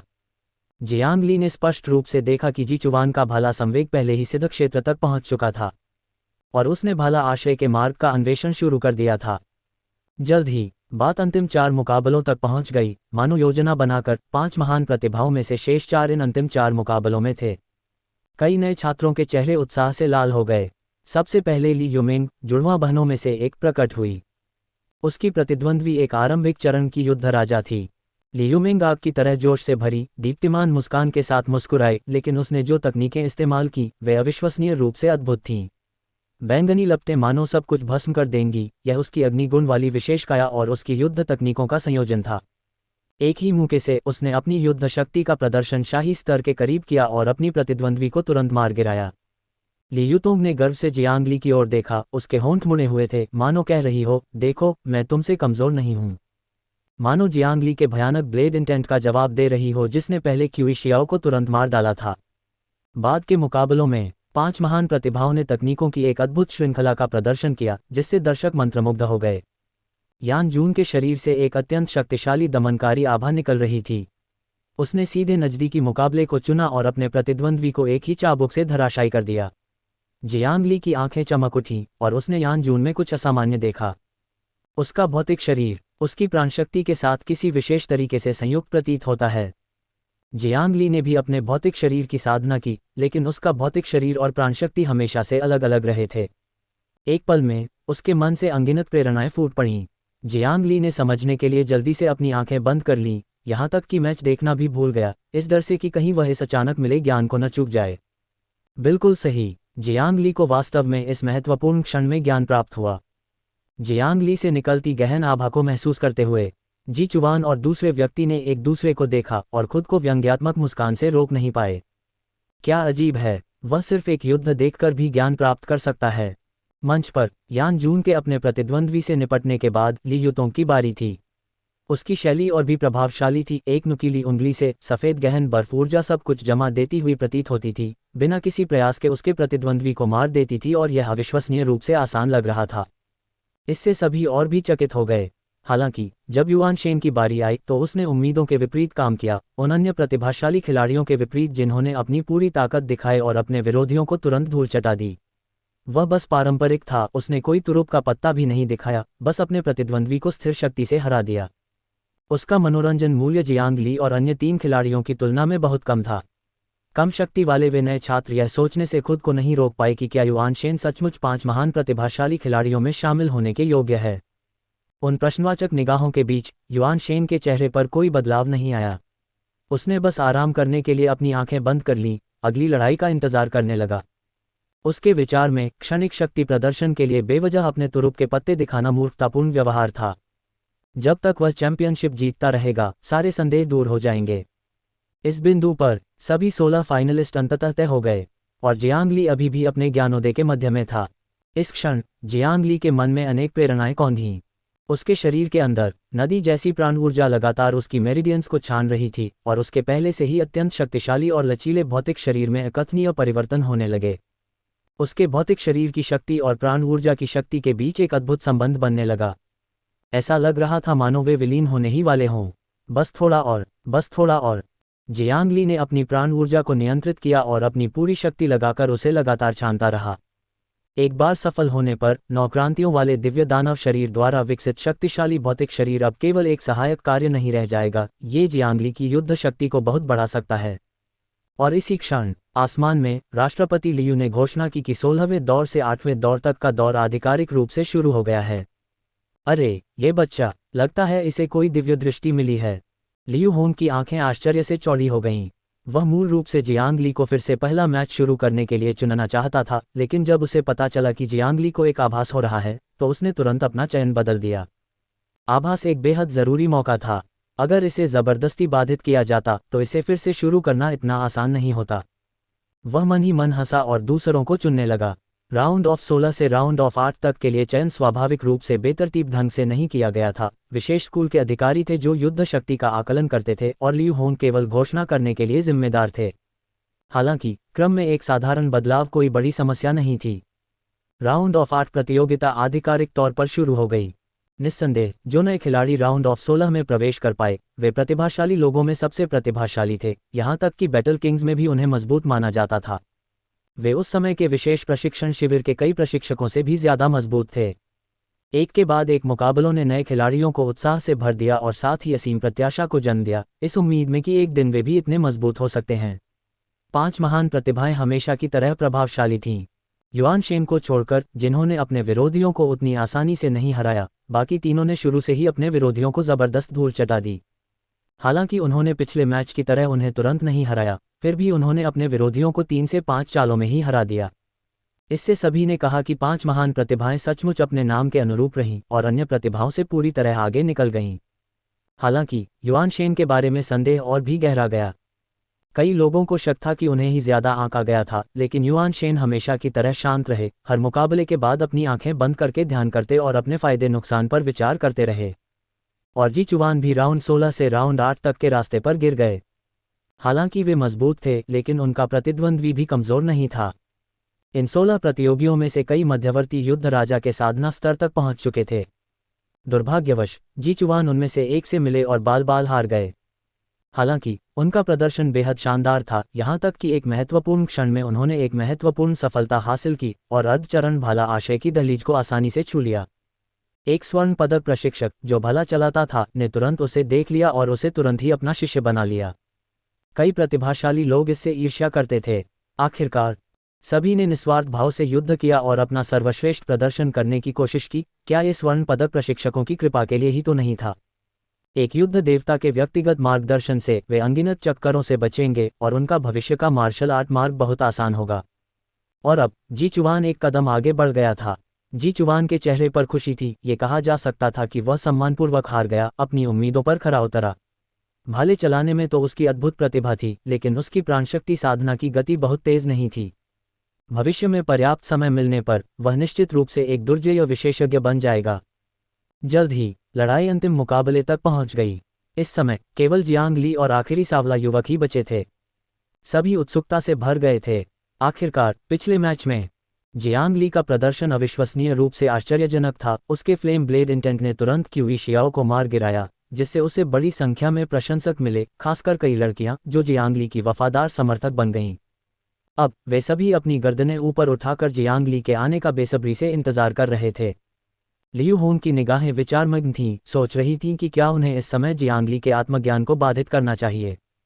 शुक्र है, इस समय जियांग ली का आत्मज्ञान अंततः समाप्त होने वाला था और उसके चारों ओर का रहस्यमय आभामंडल धीरे धीरे लुप्त हो गया, जिससे लियू होंग ने राहत की सांस ली। ये बच्चा, मुझे आश्चर्य है कि इसे क्या समझ आया। सिर्फ एक लड़ाई देखकर ही आत्मज्ञान हो जाना, ये सचमुच एक राक्षस है। वह मन ही मन मुस्कुराया। उसने जोर से घोषणा की, 16वें राउंड से 8वें राउंड तक अंतिम मुकाबला, जियांग ली बनाम ही वुशांग। एक पल में पूरा मैदान गूंज उठा। माहौल पहले से भी ज्यादा उत्साहपूर्ण हो गया। ये कहना जरूरी है कि जियांग ली की असाधारण प्रतिभा और ताकत, उनके बेमिसाल आकर्षक रूप के साथ, उनकी लोकप्रियता को बाकी 4 प्रतिभाशाली खिलाड़ियों से भी ज्यादा बढ़ा दिया। सिर्फ जुड़वां बहनें ही जियांग ली का मुकाबला कर सकती थीं। हे वुशांग नाम का सांवला युवक थोड़ा घबराया हुआ सा अपनी मुठ्ठियां भींचने से खुद को नहीं रोक पाया। एक व्यक्ति की प्रतिष्ठा उससे पहले होती है। जियांग ली ने अभी अभी जो तकनीकें दिखाईं, वे बेहद अद्भुत थीं और उनकी लगभग सम्राट स्तर की युद्ध शक्ति ने उन्हें भारी दबाव में डाल दिया। मेरी प्राणशक्ति की शुद्धता एक सामान्य व्यक्ति से 4 गुना ज्यादा है। मैं नज़दीकी मुकाबले में सबसे अच्छा हूँ। अगर मैं पास पहुँच जाऊँ तो अभी भी एक मौका हो सकता है। हे वुशुंग के पास एक विशेष प्राणशक्ति काया थी। न केवल उसकी प्राणशक्ति अविश्वसनीय रूप से शुद्ध थी, बल्कि उसने अपने शरीर के साथ मिलकर कई निकट क्षेत्रीय युद्ध तकनीकों का भी अभ्यास किया था। उसकी मुठ्ठियां और पैर अविश्वसनीय रूप से कठोर थे, यहाँ तक कि एक ग्रेड मिश्र धातु के बराबर भी। हे वुशुंग ने कुछ नहीं कहा और अखाड़े में कुछ कदम आगे बढ़ा। बगल से जियांग ली के लिए जयकारे उस पर एक अदृश्य दबाव बना रहे थे। जहां तक जियांग ली की बात है, वह आखिरकार अपने आत्मज्ञान से जागा। उसने पछतावे के भाव से अपनी आंखें खोलीं। कितना अफसोस है, मैंने शुरुआत में ही प्राणशक्ति और भौतिक शरीर की शक्ति का संयोजन किया था। यह अभी भी यानजून के संयोजन जितना परिपूर्ण नहीं होना चाहिए था। अगर यानजून को यह पता होता तो वह शायद इतना क्रोधित होता कि वहीं गाली दे देता। मैंने 1 दशक से भी ज्यादा समय से इस अनोखे कौशल को बड़ी मेहनत से विकसित किया है और आपने इसे लगभग एक ही आत्मज्ञान में सीख लिया है। सबसे अजीब बात यह है कि वह अभी भी संतुष्ट नहीं है। जियांग ली ने अपने मुंह के कोने चाटे और हल्के से मुस्कुराया। मुझे उम्मीद है कि मुझे यानजून से लड़ने का मौका मिलेगा। उसे करीब से देखकर और उसका अनुभव करके मैं इस तकनीक को और भी बेहतर ढंग से सीख सकूंगा। उसके दिल में उत्सुकता की एक झलक उभरी। अगर इस नए छात्र प्रतियोगिता में मौका नहीं मिला तो वह भविष्य में यानजून से मुकाबला करने की कोशिश करेगा। एक बार जब उसके 9 क्रांतियों वाले दिव्य दानव शरीर द्वारा विकसित भौतिक शरीर प्राण ऊर्जा के साथ पूरी तरह से एकीकृत हो जाएगा तो उसकी शक्ति में मामूली वृद्धि नहीं होगी। हालांकि फिर भी जियांग ली की युद्ध शक्ति फिर से बढ़ गई। वह मुस्कुराया, हल्के से पैर पटका और तोप के गोले की तरह उछला और अखाड़े के बीचों बीच स्थिर होकर गिरा। ये सुनकर तुरंत ही उसकी प्रशंसा की सांसें फूल गईं। यह उसकी हाल ही में प्राप्त समझ का परिणाम था, एक ऐसा प्रभाव जो केवल उसके भौतिक शरीर और प्राण ऊर्जा की संयुक्त शक्ति से प्राप्त हुआ था। एक विशेषज्ञ की चाल उनके कौशल को प्रकट करती है। अखाड़े के उस पार हे वुशांग की पुतलियां तेजी से सिकुड़ गईं। कितनी शुद्ध प्राण शक्ति, कितना शक्तिशाली भौतिक शरीर। और यानजून, जो मंच के नीचे था, अविश्वास से आंखें भरकर खड़ा हो गया। यह वह कैसे कर सकता है? भौतिक शरीर और प्राण शक्ति के संयोजन की यह विधि उसके यान परिवार का एक रहस्य थी जो आगे नहीं बढ़ना चाहिए था। तार्किक रूप से उसके अलावा किसी और को यह नहीं पता होना चाहिए था। एक पल में उसके दिल में जियांग ली का महत्व सर्वोच्च स्थान पर पहुंच गया। यानजून का दिल संदेह से भर गया। क्या ये संयोग है या मेरे यान परिवार का रहस्य लीक हो गया है? उसने मन बना लिया कि नए छात्रों की प्रतियोगिता समाप्त होने के बाद वह मामले को स्पष्ट करने के लिए 1-2 बार जरूर आएगा। यान जून ने अपनी बेचैनी दबाए और मैच को गौर से देखा। वह देखना चाहता था कि कहीं उसने कोई गलतफहमी तो नहीं पाल रखी है। इसी समय जियांग ली ने अपने सामने खड़े सांवले रंग के युवक को, उसकी कठोर मुट्ठियों और अविश्वसनीय रूप से शुद्ध प्राणशक्ति को देखा और उसकी आंखें चमक उठीं। उसका अभी अभी आत्मज्ञान हुआ था और उसकी प्राणशक्ति और भौतिक शरीर ने मिलकर उसकी शक्ति में काफी वृद्धि कर दी थी। और अब एक ऐसा प्रतिद्वंद्वी सामने आया था जो निकट युद्ध में कुशल था। कितना आनंददायक! दोनों की आंखें तुरंत युद्ध की भावना से भर गईं। लड़ो! बिना किसी और देरी के लियू होंग की उल्टी गिनती समाप्त होने के बाद वे तुरंत दो प्रतिरूपों में बदल गए, एक दूसरे की ओर दौड़ पड़े।